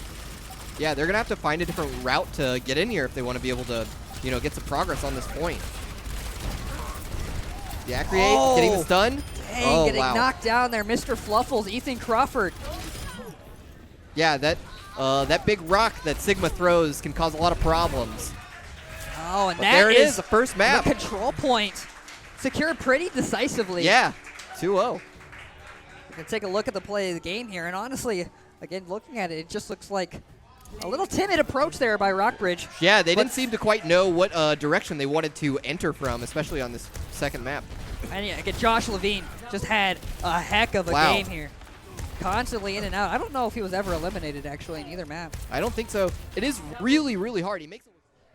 Yes, and you gotta wonder. I think timid, right? They gotta be a little bit more aggressive, whether it's finding that shot call or finding their voices. Right. And it's gonna be hard, right? Coming off of a game that's so was really lopsided in that control point. You really have to think about that going into the next game. Well, yeah, definitely keeping your mental going is a huge deal in Overwatch since you do have frequent breaks and you are switching from map to map. And sometimes when you get blown out like that, it can you can get a little tilted and maybe not communicate quite as well. But that's what you have to learn how to do. Looks like we're seeing pretty standard compositions right now. No Doomfist on the side of Hickman Gold this time, opting to go with the McCree instead. We do see the Doomfist on Rockbridge Gold, which will hopefully help them get through this first initial choke point. A lot of times, too, you'll see Symmetras on these style of maps, and they will port the whole team through the choke point and be able to get into the back. But that's not what Rockbridge is wanting to run this time. And in such close quarters, too, definitely makes sense. We're seeing the Reaper and some Doomfist coming out in the next comp, although we do see some variations. No Doomfist on the side of Buzzer King. Another thing to watch on Rockbridge Gold's team is the Orisa Roadhog. Yeah, looking for those pulls. Looking for those pulls, because you can send Orisa's Halt out, pull up enemy players into the air above the shields, and then Roadhog can get a free hook back to the team. Looks like they're just going to push right through. Trying to get the Reaper. Oh, wow. Look at that flashbang. Allowing them to find the elimination there on Juan from Rockbridge. He goes down. Now it's still currently a 5v6. They're definitely trying to inch their way up. They have made it through that first choke point. The high ground giving Hickman quite an advantage, though. Wow, what a haul. What a big group. The shield from Orisa. They're saving the team for Rockbridge there, but looks like they're going to get pushed back. The amount of damage, that longish range Reaper damage. Man, and Mr. Fluffles is just moving up, getting in their face right now. And a solid hold right there for Hickman High School, not getting dissuaded there by the flank. We saw Rockbridge trying to get around, trying to get behind them, but wasn't enough of a commitment there. They just got shut down and forced back. Yeah, it can be really hard, especially if you're not playing very many mobile champions. You have few opportunities to get through these choke points, especially with all the shields that we see. Oh, the Sigma ultimate coming out. Mr. Fluffles. Make sure that his team's staying healed up. That disc just keeping everyone safe in that room. And that's one thing, again, for Rockbridge High School. It looks like the direction, like the shot calling just isn't quite there. Yeah, they're not very able to decisive. not able to commit, not aggressive enough to push through this choke. And it's giving Hickman the full advantage here. 2 minutes left on the clock. Yeah, they need to take some time to try to build some of their ultimates up, because next time they come through this choke, they're going to have to deal with a lot from Hickman. Deadeye coming out to get Wow. behind the shield. Buzzer King finds one. Got Bacon, one. Zach Wright does go down. Coming from the outside. Did so Evan much Syringe. damage. Hydra Globe also finds an elimination there, and they're just pushed back. Yep. Staggered once more. Rockbridge will have to regroup. 1 minute and 30 seconds left on the clock. Yeah, they need to change something up. They need to either pick a Symmetra, a Pharah, something that gives them more mobility so they can sneak through this choke a little bit more easily. So right now with the shields, there's just not a whole lot that they can do. And they're building their ults somewhat slowly. It would be more ideal if they could take shots from around corners to try to build those ultimates up. Yeah, we're seeing some coming on deck here soon for Rockbridge, and a couple on deck for Hickman. Hickman's defense is just so solid right now. Rockbridge gold, according to the Yeah. graphic at the top. Sure. Checking around the outside once more. And unfortunately, again, sitting in these chokes isn't doing enough for Rockbridge. Looks Hickman like they High School tried knows to- exactly where they're at. Trying to take advantage of the Symmetra teleport. Yeah. Not getting in place here. They are finally moving around the left side. Watch for the Doomfist ult. Oh, but the Death Blossom comes in behind. Wow. Hydra Globe. Evans Range finds 2 eliminations on Bacon and Vex. Can he time it? Camera coming in underneath, Oh, and he he's able to does get find one. They had to wait for the Immortality field to The ultimate disappear. from Cameron just wasn't enough. Only found one. Buzzer King with another 2 eliminations. 15 seconds left on the clock. I don't know. Rockbridge hasn't been able to even touch the point yet here. Yeah, well, they kind of. But sometimes it's the last second sometimes, Sure. right? The last definitely. couple of ticks that motivate you enough to push through, gives you that confidence. That's the great thing about Overwatch. It can be really hard to Not tell this when time, the game though. is Not over. that this one. time. Not that one. Yeah, unfortunately, the Symmetra teleport was set up a little wrong on accident, it looks like. That they weren't quite spread out as far as they would have liked, so it made it difficult for them to utilize it properly. But now we will see what Hickman Gold can do on the attack rather than the defense, and if Rockbridge can stall it out. All Hickman Gold needs is 1 tick on this first point to move them to the next map, and they'll be up 2-0 after that. But Rockbridge, they have a lot of work ahead of them to try and hold off here. But I imagine they will. can't. You gotta hold 1 entire tick. It's not. Yeah, it's not a whole lot. Yeah, it's gonna be a tough look here. But again, all it takes is just a shift in mindset, a shift in that mental to really turn things around. Absolutely. Yeah, and it depends on. There's a lot of options when you get in one of these do or die situations. Like, looks like they're going to run the possibly the Bastion and try to keep him alive and shield up, make it to where nobody can pass through that choke point. But sometimes it might be better to just create a more brawly comp with like a Diva, a Reaper, Mei, because you want to fight around the point as much as possible. Because if they get that 1 tick, then it's over. Yep, it's over, right? And see, that's one thing here about Bastion or about in these last 2 maps here is that one, we're in such a tight quarters that you know, the Doomfist, the Reaper fit in so very well. Yeah. As those open maps actually, Sky Industries and stuff like that, that really worked well for that Bastion. Yeah. But, you know, like if you can hold that choke, if you don't let him pass, right, then you're gonna be fine. But I agree, right? If you have to reset, it's gonna be a little bit harder to hold that position. Or if your Mercy or the Bastion gets picked, then you have a long walk back. Yep. Symmetra selected by Hickman Gold. A great There you pick saw into that the double big shield. haul. But they are keeping that Bastion safe so far, not letting anyone pass through that choke. McCree taking shots, trying to build that ult. Not able to find anything quite yet. It's going to be up to Hickman now, though. Can they find that position? Can they find the initiative to go through here? And, and from that roster, from the comp that we see on Hickman's side. They did make it into that building on the right here. Shielding up. And I like this actually for Rockbridge. Yeah, Rockbridge positioning falling back. You have to hold that point. Again, you can't let them secure one tick. Yep. Oh, but It Lord looks like Sirocco, somebody got Butler on the King finds point. 2 eliminations. Whole team's here. Bacon gets a resurrection. Butler King still in the back line, though. Gets the elimination onto Cameron. That's going to be it without the Bastion. Point almost secured. Rockbridge falling apart there, and that is there it. it Hickman is. Gold secures it. Wow. Hickman making things look pretty easy, just taking these so fast. Very, very decisive going into these games. You can tell they're coming in with the game plan. They're comfortable working together. Not all of that roster played together last year, but Right. No, they're looking great. Looks like they're a pretty practiced team. ah, And it is do or die time now for Rockbridge on this next map. The Rockbridge side. This map will be probably a little bit longer as it is a hybrid payload map. It'll Yeah. hopefully give Rockbridge a little more time to figure out what they want and need to do. a little room to maneuver for sure.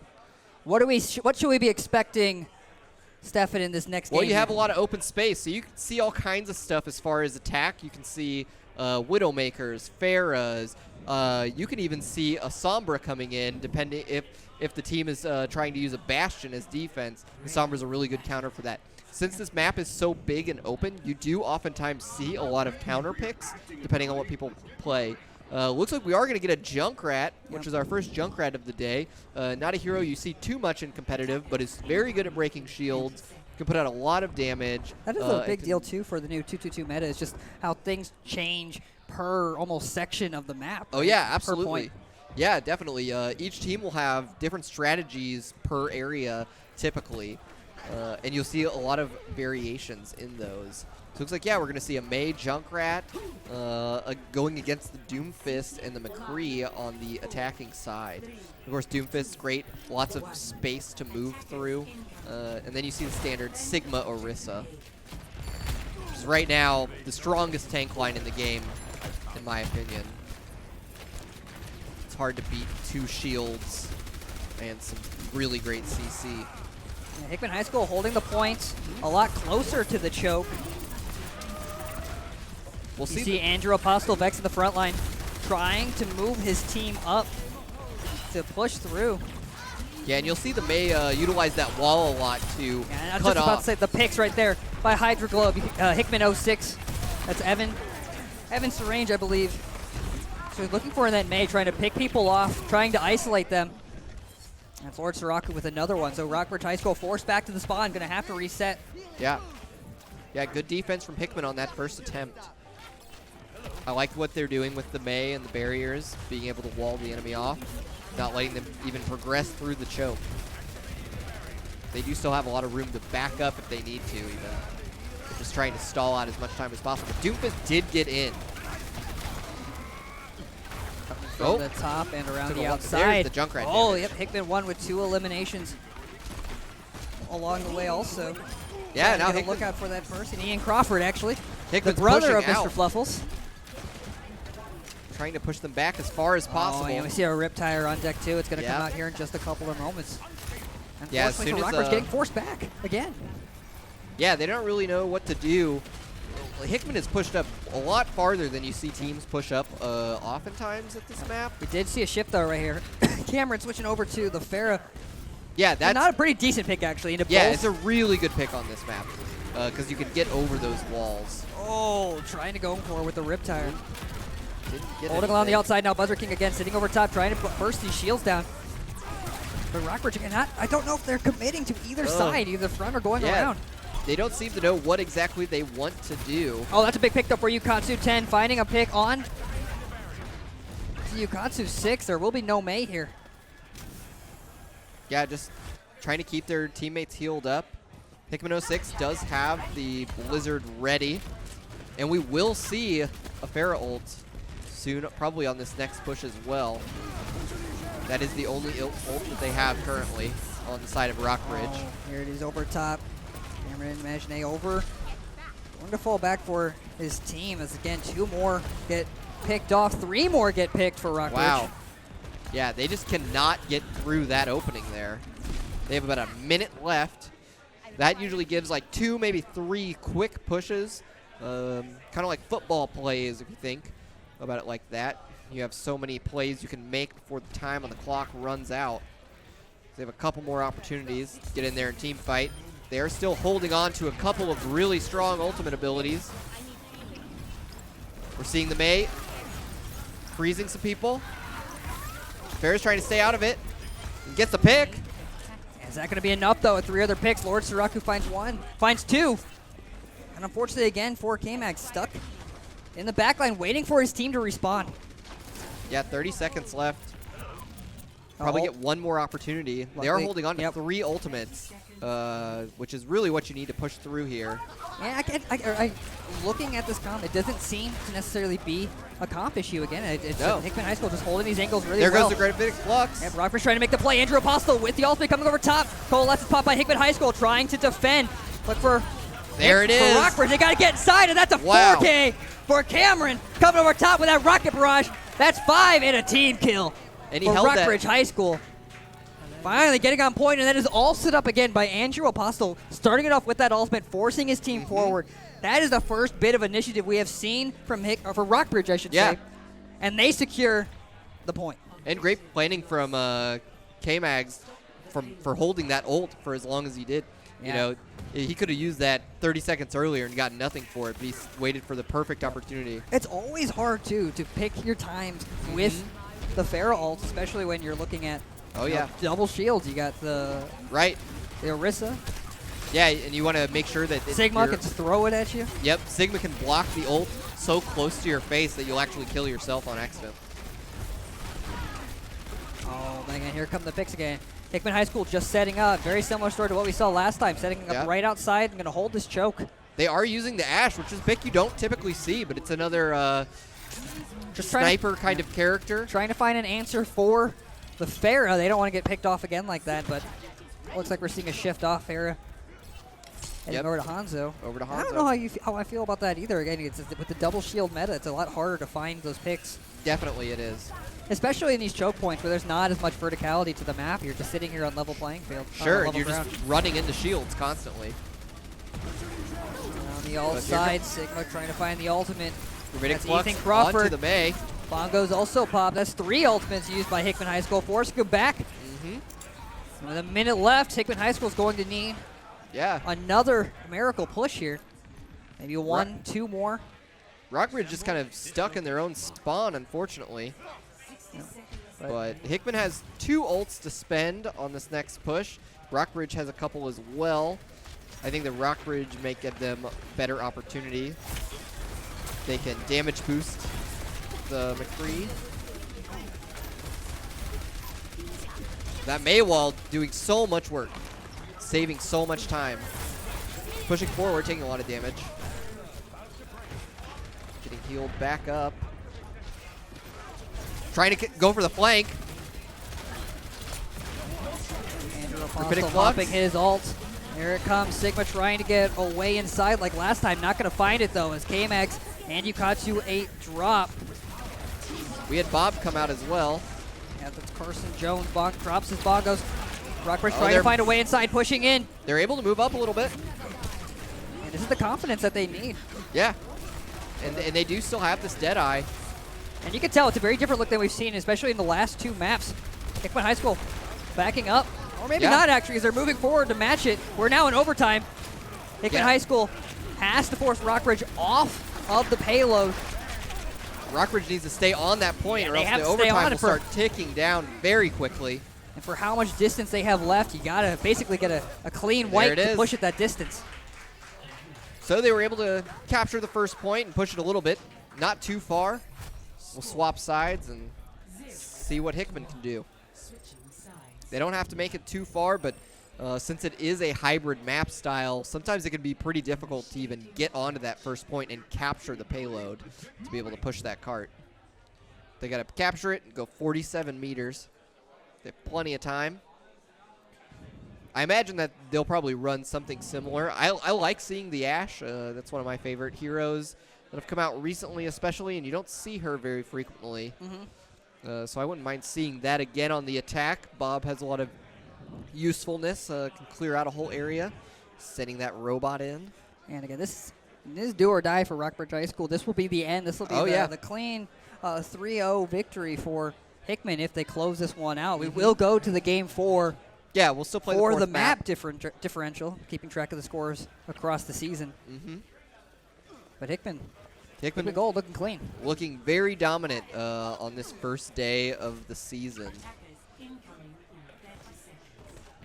We do see the return of the Junkrat on the defense this time. One of the more interesting choices.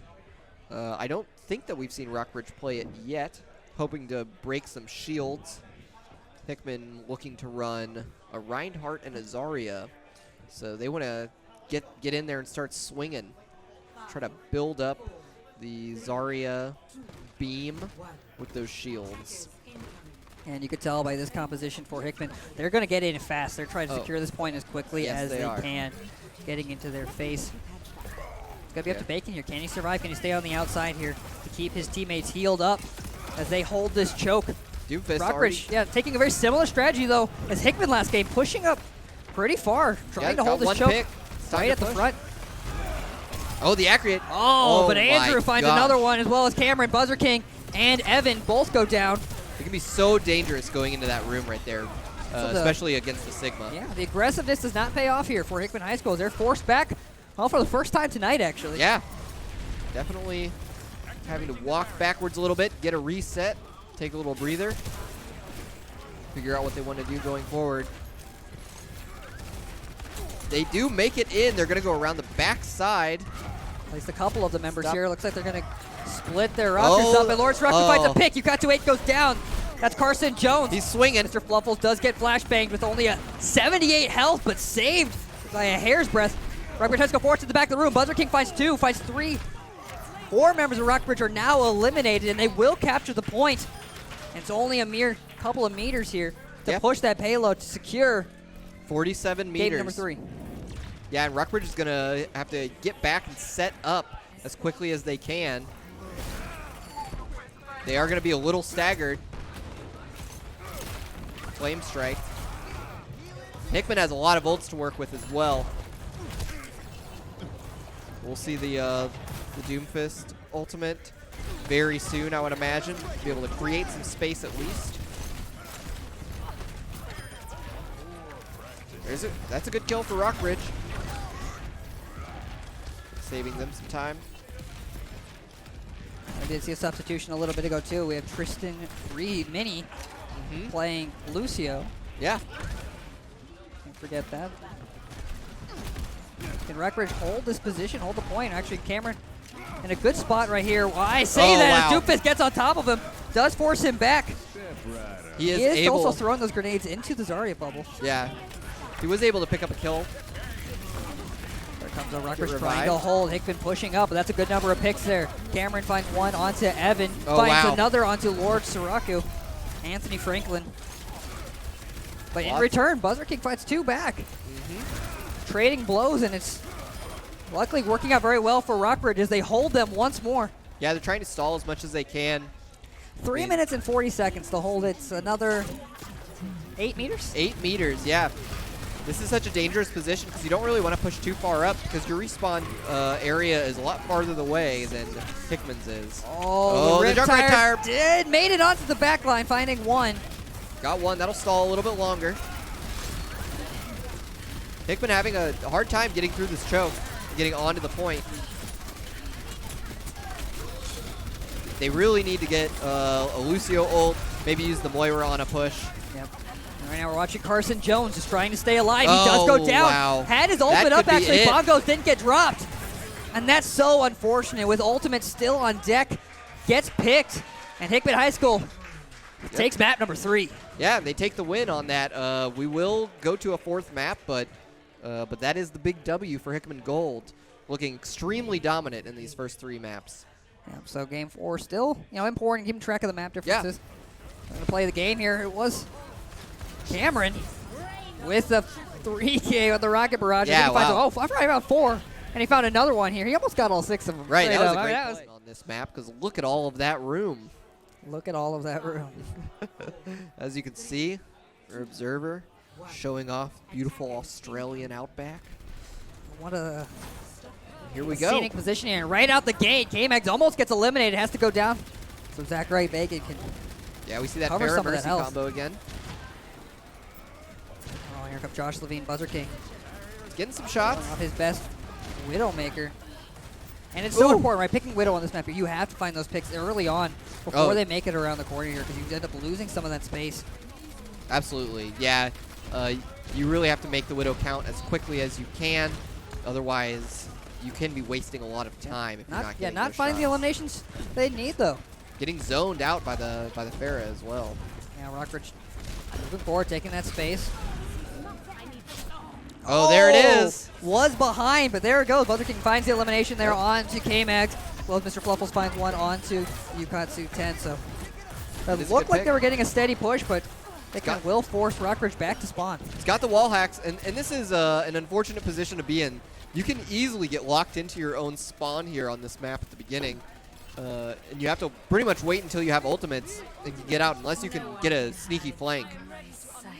But it's going to be very difficult for them to get out of this position, especially with the Widow scoping in on all of them.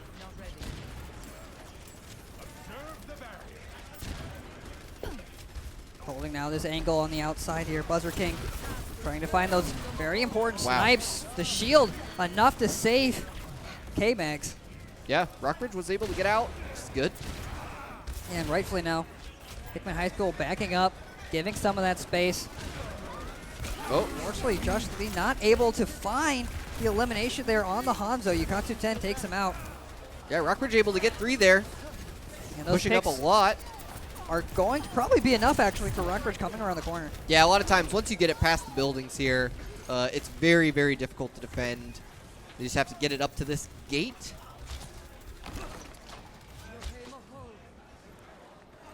And yeah, it worked out really well for them. They were very efficient. Oh, Sigma ult holding them outside the point. Doing some damage. Hickman High School coming in. Blizzard also popped. Sound barrier and coalescence on deck. Hickman High School not going to hold them, going to try to stop them right outside the point. 0.01 meters. And that was enough as they're pushing the payload back. Yeah, the card will move back. Rockbridge will have a minute about. Yeah, that was literally as close as it gets. Yeah. But a lot of ultimates burned. Mm-hmm. Yeah, Rockbridge still has 3 of them to use. Hickman has 2. They will try to use that dragon. No CC ultimates on the side of Rockbridge right now, which is something they could probably use. Here comes the big dragon strike. They do have Sigma ult. Oh, great pull. Bring them in place, and Mr. Fluffles narrowly dodges the fist from Doomfist. It's going to come down now. Can Cameron find the picks that his team needs? Coming down right on top, and he finds one onto Evan Hydra Globe. It's huge. The DPS Deadeye also takes out Ukatsu 10. Oh, the Gravitic Sigma ult is going to come down. Oh, it's and doing so much forcing damage. Hickman against the wall, and I think that's going to be it. That's 3 picks. One more. Yeah, no heals yet on point. Bongo's pop. Maybe a waste of ultimate there, as it looks like Rockbridge High School will take it. And Yeah, that they is were able point to number secure 1. that point. 2 more to go. Clock adds some more time, so they have 2 minutes and 40 seconds to push this up. And once again, we're getting into a long corridor. A lot of times you'll see sniping characters. We do see the Hanzo, the McCree, and the May on the other side, trying to keep it tight, making sure that you are not going around those corners and getting picked off, giving free damage to your opponent. That was a pretty clutch Meteor Strike coming and finding the elimination right away on to Hickman 6, Hydra Globe. And that's really what they're looking for right now, both with the Hanzo and the Doomfist, just finding picks, opening it up. Buzzer King, speaking of picks, finds 2. Yep, Valkyrie pop, trying to keep the team alive. So pushing forward. Make sure everyone's staying healthy. Ah, and also gets a res, actually. Yes. Oh, but it gets picked off. picked. That's huge. Yeah, that's mainly what you want to do is your DPS. Try to pick off the healer, especially if it's a Mercy. Another Meteor Strike coming through. Didn't find anything that time. He's trying to save themselves now. Position on the outside. They're making really great progress coming through this second checkpoint. Rockbridge with all the momentum. They really came alive here in the last 2 games. Oh yeah, absolutely. It took them a little while to get warmed up, but Hey, week 1, right? Got to find ways to click. Got to find Sure. those communications. I mean, a lot of these players, you know, they haven't been playing together for very long, so it Yeah. will take a little while. Yeah, I don't know what the practice schedules look like for every team. So. Oh, now. Deadeye on deck. He's got the high ground, just waiting for him to come around that corner. Deadeye and Blizzard as well. Blizzard will be huge here. Yeah, such a great zoning ultimate. Able to control so much space. Oh. Doomfist on Doomfist action here. Oh, God, he's frozen. I'm in McCree. My bad, that's all me. Mr. Fluffles drops the Sigma ultimate, finds 2. Lord There's the Siraku Blizzard. finds another, and that's going to be Yeah, and the Hickman wipe, the forcing team them kill. back. for Hickman. 30 seconds 37. left. Yeah, Rockbridge has one more chance again. And We've seen him about- do this before, though, Yep. where at the last second they go in and they're able to pull it Significantly off. less ultimates, but we do see one, though, on Andrew Apostle Vex. Is Mhm. definitely one of the big playmakers on that roster, able to take the initiative, get his team on the same page to push in, and it might be what they need. They have the ultimate.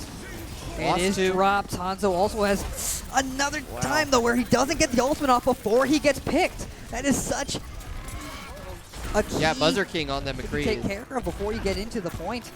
3 seconds remaining. They have to control that point, and with those picks, it's going to be really difficult for Rockbridge.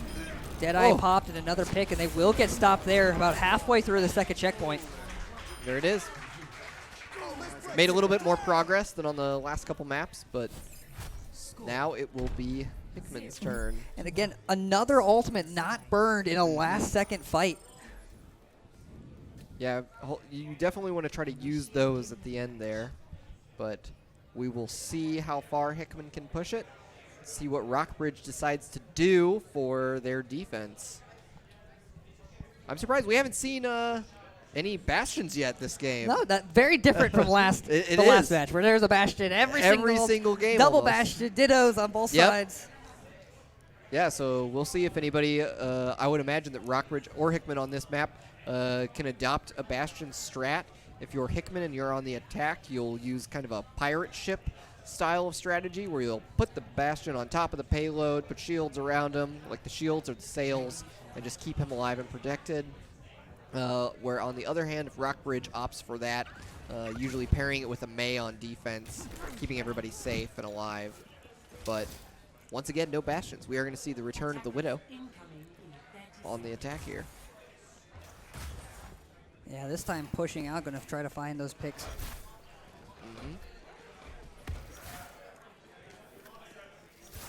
And for Yeah, it'll be Hickman, interesting to watch these players grow throughout the season, because I'm guessing that it is a lot of their first time playing in a competitive situation like this, which is far different than playing online. Yeah.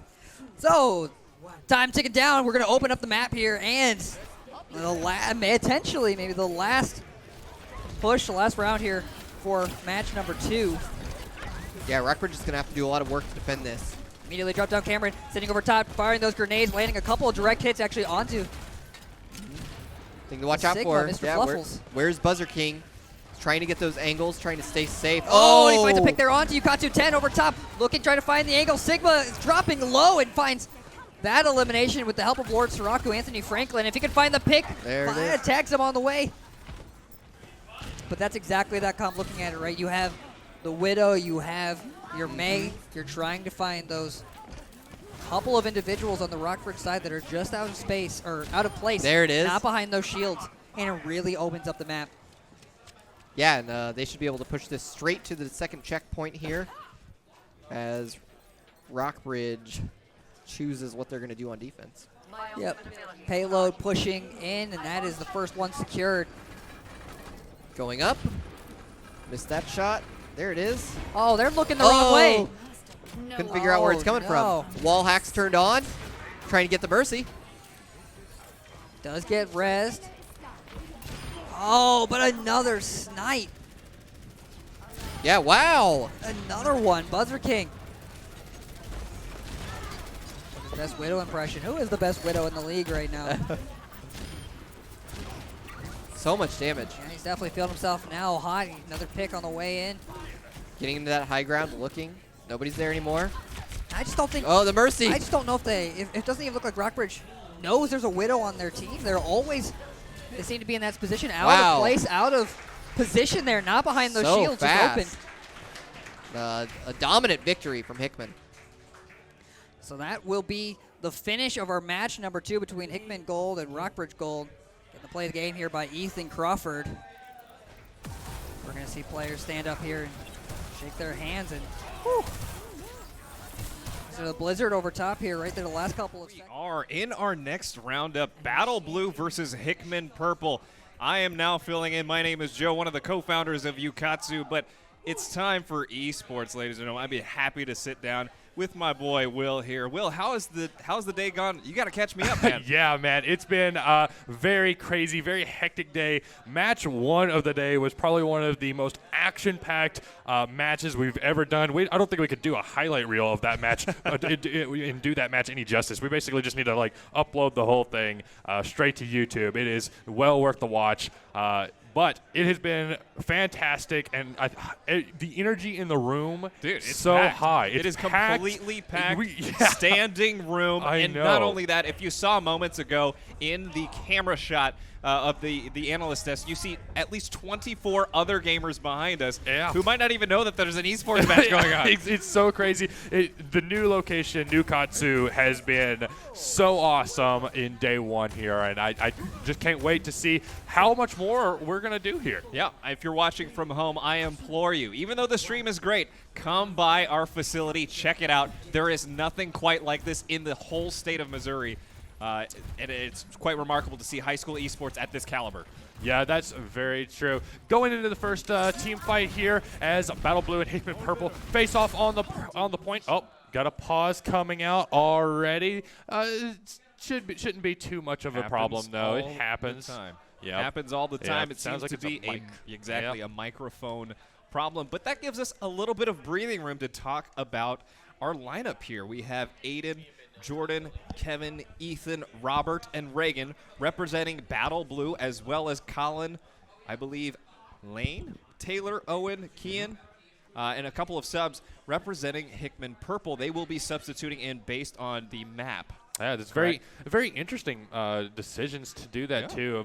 I would say a more thought out decision. We see that in Overwatch League, where you have this particular off tank practices this particular hero on these particular maps so that they are at their peak and when they need them to be. It just goes to show how much esports has come along. You're seeing rosters that are bigger than just the 5 people that they could scrounge to find, right? Exactly. Suddenly you're seeing people with specializations. There's probably a good point as to why Ethan might be coming in for Hickman Purple in this second map as opposed to the first one. That's right. And speaking as a former coach for Rockbridge, I know exactly how these kids feel. That PT, playtime, means everything. Oh, yeah. And if you can give playtime to a lot of your players, they will come back time and time again to constantly improve their own gameplay. That's how you get them motivated. Oh, yeah.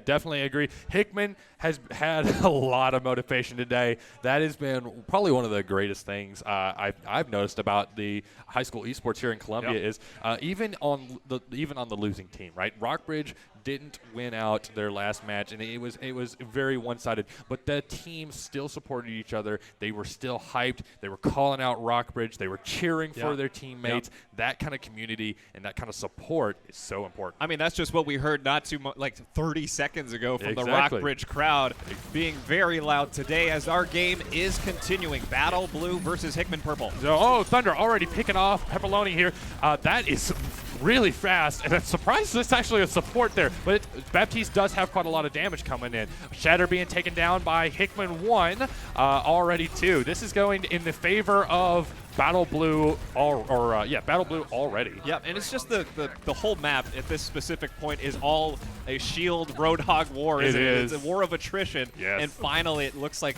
they've Hickman has pushed in to take the point. That's right. And like you said, we have seen this kind of before today too. You have the shield meta, and then you have the let's see if if my team can hurl more damage than your team. So we see Ukatsu 003 here being Ethan Wiley. Yep, Wiley as the DPS. trying to get some flanking shots here, but Panda Man picking up 2 pretty quick, 3 really quick. That is very good for them. And that- Battle Blue being able to switch it over there. Panda Man, none other than Kevin O'Connor, the DPS for Battle Blue. I'm not sure what happened there. I Oh. think he just kind of fell off the You map. know what? Maybe he said, I'm not feeling Roadhog. I got to switch out. Or, Yeah, maybe. Nope, still on misstep. Roadhog. It might have been a misstep or Yeah, something. yeah.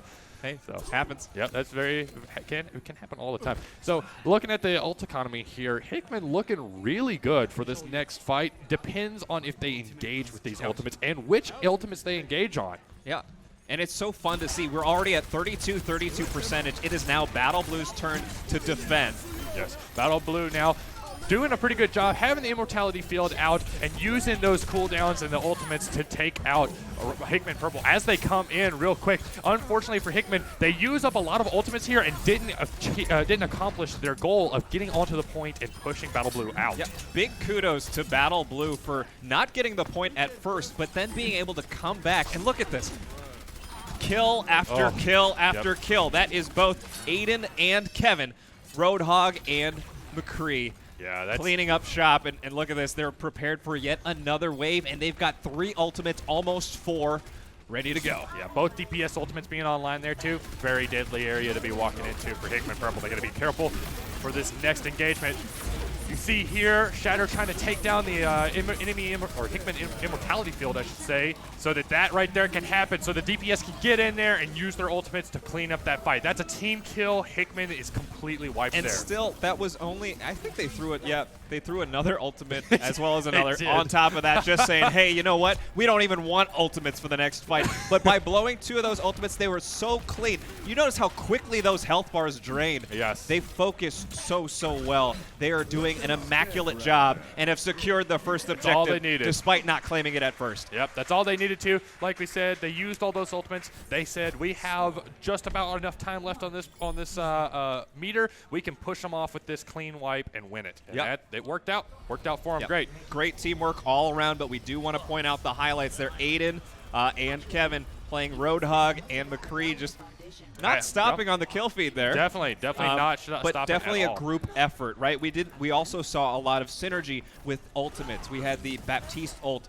That would be Reagan laying yes. down the window for you to say, you know what, shoot through this window for Right. me and do all the damage for me Yep. because we're just going to keep cleaning up. Exactly. Those huge support ults right there can really dictate an entire team fight like that too. So really going to be interesting to see how Hickman and Battle do here on this second point. This point is a bit more of a long range point here, so you might have to change up the meta a little bit. Not seeing No Widowmakers. I was saying not a seeing a single- Widowmaker. I was expecting that, but Maybe it's a confidence issue going into week 1, but maybe they just don't have somebody who plays Widow. I don't know. That's a I very can- interesting choice here. I can guarantee you by the time week 3 hits, we're going to see Widow versus Widow in this same control point. Just for I would believe that. Sniper Yes. supremacy. I completely believe it. We do see the double shield coming from Hickman Purple here. I think that would be the stronger of the tank combos here because the double shield blocks just so much damage. That being said too, they do have to be a little bit more aggressive to kind of move in. Oh my gosh. That is Ethan Wiley. Man, just popping off left and right. That's a 3K That's for Ethan Wiley already. He is not letting anyone escape. He's going to harass them all the way back to their spawn. Oh, no, says, you know what? That's enough. I've shown it off a little bit there. Just being able to wait for that right moment to strike. That is exactly the play style that Battle Blue had. They're playing 2 very close quarters DPS heroes, I should say, being Genji and Reaper. So you do have to get in the face, but you can't just charge without any strategy. As you can see, they're waiting for this opportunity. Yes, and they're smart too. They're not taking unnecessary damage. They're getting out. I really like to see this play here. So as we move into the next fight, we see Genji here dropping his ultimate so that he can put way more damage down. And look at all that damage already going into the Hickman roster. Even with the Immortality field, it's just not enough. And now we see Ethan Wiley with his Dragon Blade cleaning up that fight. So well done. They're not overusing ultimates in this fight specifically either. Like that is so important to see. But man, lots of confidence in that Genji play. You could tell Ethan has been playing Genji for probably season 1. And so if I were to break down what exactly is happening between these two teams, right? We know that initially we're all good, everyone's fine, but after these really long exchanges, who can stay composed, right? Right. Who is not going to get frustrated, make the mistake for the enemy team to capitalize on? Oh, huge shatter coming out from Hickman 1. That is Colin. Wow. What a play. But the key difference that I was trying to get out, it doesn't matter if you get a beautiful shatter. It doesn't matter if you knock up everyone. If your entire team is not coordinated, that's right. It means very little. That is right. He's completely right. No one could follow up on that Reinhardt shatter. That's just unfortunate for Hickman there. It felt like Hickman was just playing in kind of a slower game too. They took a little bit longer to get set up, and we're going to see Ethan's play of the game here. To see which one it is. Oh, beautiful reflect right into a Dragon Blade, and they're all grouped up for him beautifully. Yeah, vanilla skin Genji never looked so good now. Yeah, right. That's right. Yep. Quite a lot of interesting and inventive strategies to get past chokes. So maybe we'll see something come out of battle here. I certainly do hope so. The big difference between control point and 2CP or push the payload is that you do have to have this extra amount of coordination when you're on the offensive, right? And that's why I think most people are probably below average or below average players. Right. And so that's why it's probably tougher for them to really coordinate and say, hey, you know what? I know this is a choke point, but we all got to go at the same time. Don't be afraid. Trust in the team composition. And I think there are some key players that we might see contributing to a sneaky little push. Definitely. As we look at it right now, Hickman being on the offensive here. Gonna see some new heroes that we haven't seen yet today coming out, so that'll be fun to see how they play them in these comps. And Hickman now, Hickman's got to be very quick, very precise with getting past this Bastion, and then they want to play Brawl, right? That's kind of like the comp that they've designed here. Going against this Bastion is going to be very, very difficult. Though they have slipped by, we'll see what exactly happens as the teleporter does come up. They are in a 4v6 right now, waiting on their main tank comeback, and that was it right there. That took very little time whatsoever to put Hickman back in their spawn. It is Bastion's world, and we are just living in it. That's right. You cannot ignore today. that thing, huh? I'm about to say, today we've seen a lot of Bastion play, and I was honestly not expecting that in the least. Yeah, I can recall last year Bastion being very profitable for Battle High School. They really did love their Bastion comps. It seems to be doing very well against this double shield. Definitely is. They're also. Wow, what a play from Panda Man. Kevin, literally getting a 5K on his own. Can he pull out the 6 here? Kevin O'Connor, if you nail this next shot, we'll give you the play of the week. There it is! A 6K! Look at that! Oh, man. What a play. And that's one of the problems about playing Temple of Anubis. That first point, you can only really go left or right, but they're both choked, right? That's right. And so if you have your Dragon Strike at that point, you're gonna take a lot of pain. Huge Orisa pull from Shatter there, keeping Hickman on their toes. They can't get too close. They can't go in too slowly. They got to make the decision soon. I will say this: I would have already expected a change. Some hero changes, a meta change to try to counter this Bastion bunker comp, but we're not seeing that. And I think it's going to come back and bite Hickman. Yeah, you have to be able to try new things, right? Exactly. If things aren't working, being able to adapt is the name of the game for Overwatch. You're not locked into the same hero for 45 minutes. Right, exactly. Yeah, it's a little bit different than other video games that we've seen, where you are playing the same hero for the whole thing. Here, you don't have to do that. Battle Blue, just their ult economy right now, too, is fantastic. I mean, it's very... very one-sided right now. Battle Blue is just not contested on the high ground in the least. Yeah, I mean, look how comfortable Kevin O'Connor is right now. He's just sitting on top of the ledge, finding his shots when he can. He's already got ultimate again. He could build a little house up there and just stay there for pretty much ever. As far as he's concerned, literally no one can come up there and contest him. So things that we might be looking for, such as a D.Va, a Winston, anything, even a Doomfist or something to be able to push through this point. And now they try the left side to see if they will see any different results. But survey says it's going to be a very tight fight as many ultimates are coming down. Ultimates from both the whoa, that was a lot of damage coming out from Panda Man, Ukatsu 003, and their Sigma Pepperoni. The combo of those 3 ultimates was just so much damage that literally I don't think you could have survived that with all the support. It would have been really tough, and we finally see some team changes, some hero changes, but it may be too late with only 12 seconds. Make that 10 ticking. Yeah, they've got to get on this point, and unfortunately the Hammond in Kirby ate me going down so early. Now the other team going down. This is looking terrible for Hickman Purple. Literally, here goes the overtime clock. Yeah, that's going to just be like that. It will be a full stop for Battle Blue. Nicely done on the defensive. Panda Man, Kevin, you're on fire. Yeah, it's very impressive. His positioning, I don't even know if it's really his accuracy that we need to talk about. It's his positioning. He's literally positioned himself in the most perfect spot without anybody to be contested. And as Hickman rotates around, he just kind of follows him and just continues to put the damage on him. Hey, he's got like the perfect situation for him. So right now. Kevin O'Connor, as well as the rest of the team, allowing him to do that, right? Yeah, Giving him the support to stay up there. You know what? Heals will still heals if you need it, but you do your thing. We'll make sure nobody tries to push past this point.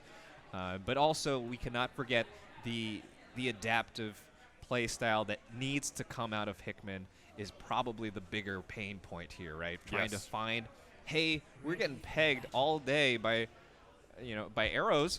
Right. And what are we going to do about it? Yeah. Getting harassed from 2 locations. How do we handle at least one of those at a time? Not so successful so far. Hickman Purple's defense here, not really that big of a switch up as far as things are concerned meta-wise. Battle Blue looks like they're kind of falling into a very comfortable composition here as well. We see Ethan, who's once again, like I said, a comfortable pick, and then we actually do see somebody we weren't expecting. So see how this goes for him. I know that right now Reinhardt is not necessarily in the meta, so it's interesting to see both these teams wanting to play Reinhardt here. It's just a classic kind of pick. Right. I think it is a comfortable pick for a lot of tanks that aren't quite sure what to pick, and so they just pick Reinhardt by default. Right. That could very well be it. I see this is the terrible spot for them to hang out in too, because of the Junkrat and Hickman 004 here. Just being able to like fire at him, they're fish in a barrel here. He's just getting so much damage in that they literally can't walk through the choke. So as we were saying earlier, this map maybe favors the defensive side more as we finally see Hickman finding ground, providing a defensive stop, but looks like a switch up is happening. And man, Kevin is now on a different hero that will soon be revealed. I would say I think that is a very good switch over as well, simply because your other DPS might need some more support in their engagements. And so you can already see at this point it is known to both teams that Doomfist is on the map. A pick does come out from Ethan. Yeah, Ethan Wiley here. His Genji has been just on fire the last few matches especially. And Battle Blue cleaning up here, and that looks like it's going to be a Battle Blue map. Yep. It's a team wipe, and just like that. It. Being able to be confident, right? Yeah, Azaria is one of the best things you can couple with those Genjis and those Doomfists to say, you know what, Genji, you know what, Doomfist, you do you. I'm going to put a shield on you, and let's go find some picks. Exactly. It's exactly what it is. Looking at Panda Man's play of the game, You know, yep, I was about to say, it's going to be him on the high ground, dropping down. There it is. That is a beautiful Dragon Strike. Literally trapped everybody in From the the room. flank, too. I didn't realize. Yeah, oh, that is just... Crowd is still hyped and ready to go. We actually have a couple of substitutions as well as some role changes, too. This time it will be Owen playing the DPS role and Ethan Roth playing the support role, as well as the tank, Lucian. Lucian Wise, that is, subbing in. We'll see if there are any changes because of these specific changes. Yeah, that could be very. I would say a very. Yeah. It could be a lot. You know, sometimes that's all you need. Just a little bit of change in the voices you're hearing in your comms, in the play styles you might be getting from some of your teammates. You know, and on Eichenwald, we've kind of talked about it a little bit before. On Eichenwald, it's very similar to Paris in that you have a very tight choke, similar to Temple of Anubis as well. Yep. You got to get past it. Hickman, you gotta do something different this time. Well, they made changes to the did. roster. Yeah. I hope that they can do the same thing when it comes to their adaptability for this upcoming map. Yeah, I definitely think that could be a very big factor here. Is like keeping that open-mindedness that we talked about, and just making a couple of switches. Yeah, very interesting hero picks that I am personally a big fan of. Cannot reveal these hero changes. Yeah, definitely not. But I agree. I think that until the map starts, lineups on both sides looking very good. Very. It'll definitely be a very interesting play out here. Especially, I'm focused right now on the supports for both teams. It's a very interesting support comps here. Yeah. As you see, both teams starting to square off here in the choke.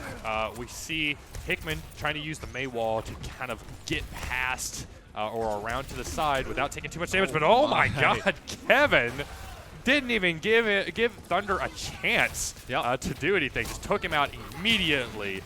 That is how you play Hanzo right there. You don't want to let them get too close. You are a sniper. Take him out at long range. They did find the picks, but now it's going both ways right now. Yeah, it's a bit of a trade-off here. Gingy being taken out, and then Kevin taking out the Mercy for Hickman. That is a big kill right there. And losing a support like that early on, definitely a big kill.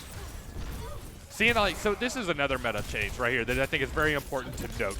Battle Blue is playing a double shield meta. Hickman is not. Battle is able to absorb just so much more damage than Hickman, which allows them to just kind of remain safe.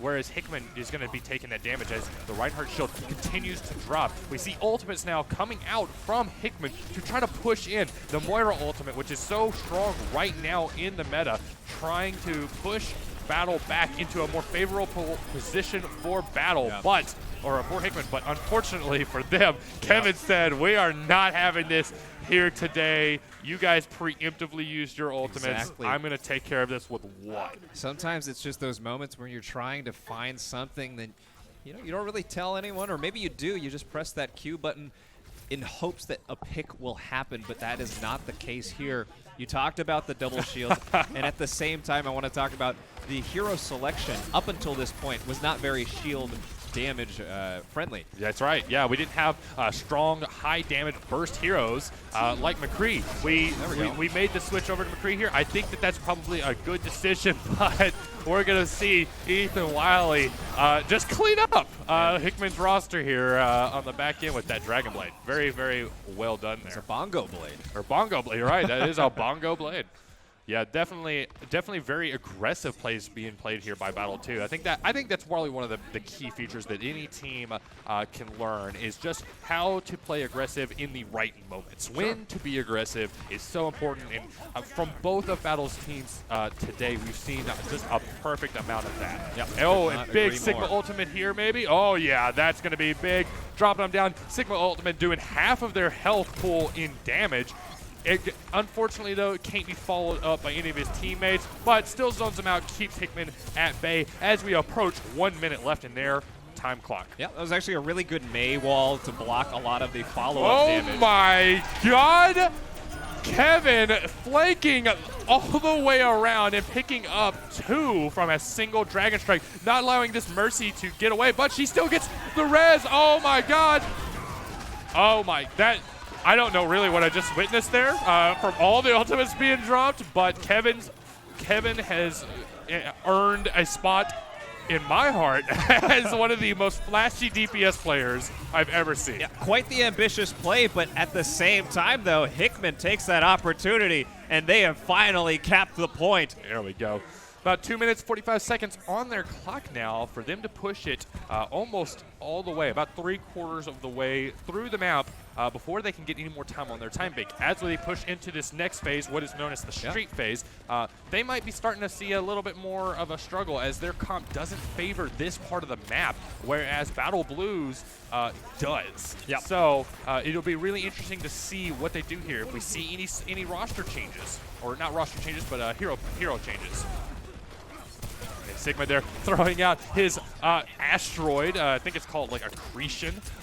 That is a knockback ability. If he was to hit somebody with that, it would be very effective. There's Mercy walking away with a sliver of health every time. I'm sure if they did find that pick, that's the go button, but not being able to get that is pretty big. We're probably about Hickman to see alive in this team we're fight. probably about to see Kevin drop down and use it again. Yep, there it is. That is his signature move right there, ladies and gentlemen. Dropping down off the high ground and dropping his dragons right in the middle of the team. Still, though, Hickman continues rolling on all the way up to the doors. They're going to bust down the doors of this castle shortly. Yeah, and the flanked dragon, as you said, the signature move, Yep. not as effective in a more open space. Right, exactly. Like you were saying, but still does the job in repelling Hickman.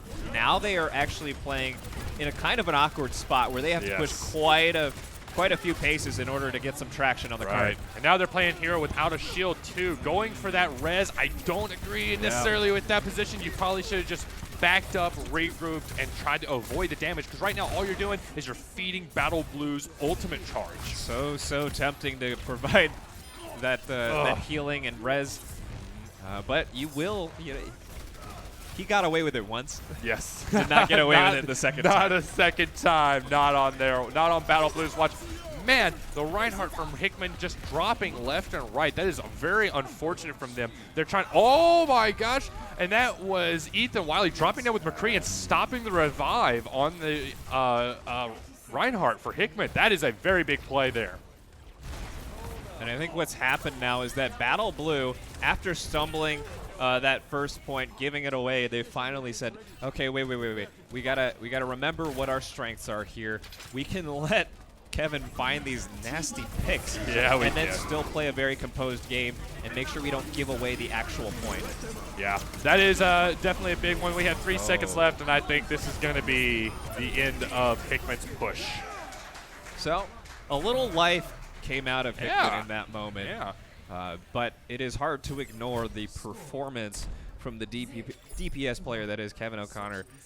Very consistent with his picks. I would say that the DPS combo there too with Ethan, like their synergy works great together. Oh, I'm gonna go flank now. Oh, I'm gonna go flank now. We just kind of trade back and forth. Somebody's always gonna be flanking the enemy. That's fantastic. I do want to point out too that the supports in Sabertooth, I believe that is Robert. Robert Smithberg. His play has been kind of muted, but very, very reliable healing from him and Gingy there. Nothing too flashy, but that isn't what's needed.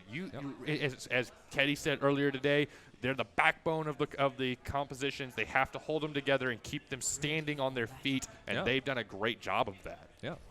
Players like Robert, support players, tank players, it's kind of like insurance, You don't really think about it. Exactly. But then when you need it, it's like, wow, I'm so thankful that I actually have you to support me and to help me out in my time of need. That's exactly what's happening. Again, it's providing the infrastructure and framework to allow the damage to actually do their job and not have to worry about, hey, if I go in, will I be healed? Will I have mitigation? Right. They're comfortable with their team, and it shows in their play style. Yeah, let's see this. See if this tricky little play here comes and works out for Hickman. I don't think it will. I think Battle sees it. Get a little bit of ult charge there for Thunder, though. That's good. That's good. That's all you need. Early ult charge could make a difference, too, especially after the ult economy nerf that Overwatch recently had. Oh my gosh. But Battle Blue pushing in so strong, using the Immortality Field to stay alive on the opposite side of that Mei wall was a big play from Gingy there. Got to point that out as Ethan Wiley picks up 2, and the Battle team continues to push forward step by step. Smart right there. Both healers do go down, meaning that they will have full reign on Hickman's cart. Battle will be capping this very, very quickly. Yeah, and we'll 3 see minutes. what the difference is between Battle's push and Hickman's push in just a moment. 3 minutes left on the clock now, already going up to 5 minutes and 40 seconds, but we got a pause coming out, probably some more technical issues. That's okay. We will disconnect. Disconnected. Yep, that's unfortunate. We can get them back online pretty quickly, though. But, yeah, Joe, what do you think the major differences we saw in the initial push from both teams on that point was going into it? Yeah, so in my opinion, what I've noticed a lot is that the healers on Hickman Purple are in danger quite frequently. Yes. And that kind of throws a wrench into the whole system of a 2-2-2 or any balanced team composition in any game, is if you have to worry about, hey, is the support oftentimes the most squishy character yes. in danger, then suddenly everyone else has to play in a very different way that doesn't allow them to become the role that they set out to be. As you can see in this freeze frame, actually, Mercy, the only one with damage taken. On Hickman Purple side, that's correct. I completely agree. I think that on Battle Blue side, Reagan Gingy and Robert Smithberg, Sabretooth, they've done so well in keeping with the team and playing as a unit that they haven't been in danger. They haven't had to worry about it. On top of that, from Ethan Wiley and Kevin, we've been seeing those flanks going for the supports of Hickman Purple. So at this point, maybe Hickman needs to think to themselves, okay, we should expect this. How do we counter this? Also, maybe Hickman should look at their supports and say, do we need a Mercy? Should we get somebody who can survive better and stay in the fight longer? Even though we want that damage boost, would something that's going to at least be here be better than having a constant issue of respawning? Yeah, just all members of Battle Blue are really clicking together right now. We've talked about the supports. We've talked, of course, about the DPS. But then we also have Aiden and Jordan in the tank roles that are just providing infinite shields for this team to do whatever they please. And they're finding good picks on their own, too. They are. I've seen a lot of fire strikes. I've seen a lot of, you have to catch me up on what that boulder technical term is. Accretion. There we go. Yeah, they right now I think that one of the smartest moves that any team in our league can do is run that Sigma, because he is so versatile. He can play as a main tank. He can play as an off tank. He puts out so much damage. He can assist the DPS in their roles. He can protect them. He is so versatile. And seeing Shatter use it to the fullest extent. Oh my gosh, another 3K coming out from Kevin Pandaman. This is going to allow them to push almost all the way to that little yellow ticker at the top of the screen there, and that's what they have to get to win this match. And I think I'm really starting to realize how effective Battle Blue is putting the pressure through the shields, right? Robert is just slinging orbs and finding these amazing pressure, picks. So that allows someone like Ethan to just come around and give the flank. Yeah, I completely agree. Battle winning it out there in the map 3. That will win it for them as far as the match is concerned, but we will continue on to map 4, so we have a map differential which can break any ties that we might see later on in the season. Watching this tire, I assume this has to be the tire here. Oh yeah. Oh, it was one of those plays so where you just can't stop shaking. It'll just be really interesting to see how it's all played out, right? Hickman Purple playing a bit more of a very traditional meta comp here. I think I actually really like this comp over their last comp by a long shot, especially on this map. It works very, very well if you can get close. That's going to be the question, right? See how we've already lost the shield. We can't just walk straight at the Bastion here. We've got to do something different. Exactly right, and it's just a matter of like who is actually going to take out these double shields on Hickman's team composition. Is it going to be just a McCree? Because that's a problem right there. As you can see, funneling in, slowly getting staggered one by one is the battle crew as they pretty much get a team wipe. Robert picking up some on his own, like you said, those and orbs this is what I'm realizing. The more I think about this, I don't want to just be wowed by these dragons or by these Genji plays, but it is consistently Robert and Reagan who are playing kind of these healing but also very damage-heavy characters that can just shoot through these shields all day long. A much smarter play now coming through from Hickman, trying to avoid the Bastion for as long as they can before they drop onto the Battle Blues defense here. Unfortunately, though, they still dropped too early, in my opinion. Ooh, huge flashbang, but not quite enough coming out from Hickman as well. Was just about to say the same thing. They were in that position where you could almost see through the mouse movements or the stick movements from battles. There was hesitation there. It was. What were they going to? Oh, wait, no, they just dropped right in front of us. Yes. Let me hold down my trigger. Yeah, I think that Hickman almost had it. They were very close. The secret sauce was right there at their fingertips. You just got to commit all the way on. Not get the Krabby Patty recipe on that one. Yeah. But you were right. They were moments away from just finding an opportunity to all pile in. Not to say that they have the best heroes for doing that, but they were in the position to. Unfortunately for Hickman there, that charge could have been huge, but Gingy's throwing out that immortality field and keeping their Bastion up. It's a very big play, and it was it just couldn't work out for Hickman there, unfortunately for them there. But I will say, too, I just notice Robert's and Gingy's positioning as supports. They have so much confidence thanks to the Sigma and the DPS pushing forward that they can push forward too and say, I'm going to get damage on these guys as well. I'm going to get my Discord orb on people and just mow them down. It's all very fun to watch. I'm not sure if he thought that the shield was down or what was going on there, but I hate to see that ultimate usage there. I think that'll pretty much be the dagger on this push. We still have to see if Battle can push through Hickman's defenses, but you're absolutely right. It's so beautiful to see every single member of the team doing their roles with confidence, right? And they're doing it so well. Yes, definitely I'm kind of done talking about Jordan and Kevin. You guys did great, but or excuse me, not Jordan, Ethan and Kevin, but Aiden, Jordan, Robert, Reagan. You guys are on fire too. Do not make that mistake whatsoever. I completely agree. They definitely are. I mean, Robert taking out DPS players on Hickman's team with confidence. Like you said, it's just so impressive to be watching right now. You know, Hickman, at this point, you have to ask yourself, I got 30 seconds. What do I got to lose? Just go in, use every cooldown, every ultimate, and make something happen. What you're seeing in front of you, by the way, is Aiden using the ricochet in that tunnel to do that much more damage. Yeah, that's one of the biggest things that Sigma brings to the game. Right now, lots of ultimates and lots of cooldowns being used on Battle Blue's side. They don't want to lose the position that they have, and they want to push Hickman off as we approach a 10-second mark on the timer for Hickman. If they get full held here at this position, it's going to be almost impossible for Hickman to hold this spot. A lot of ultimates coming down, and they still held the signal just in case. Well played, Battle Blue. You guys have a composition. You have figured it out, and now it's time for every other school, every other team to go, how do we beat that? Exactly. Lots of people will be watching this now. Hopefully, I talked with Cutter earlier today. Hopefully, we haven't seen all of Battle Blue's secret strategies and everything. Cutter said he has some things up his sleeve that they haven't revealed yet. That'll be great to see for sure. This could just be the most vanilla composition.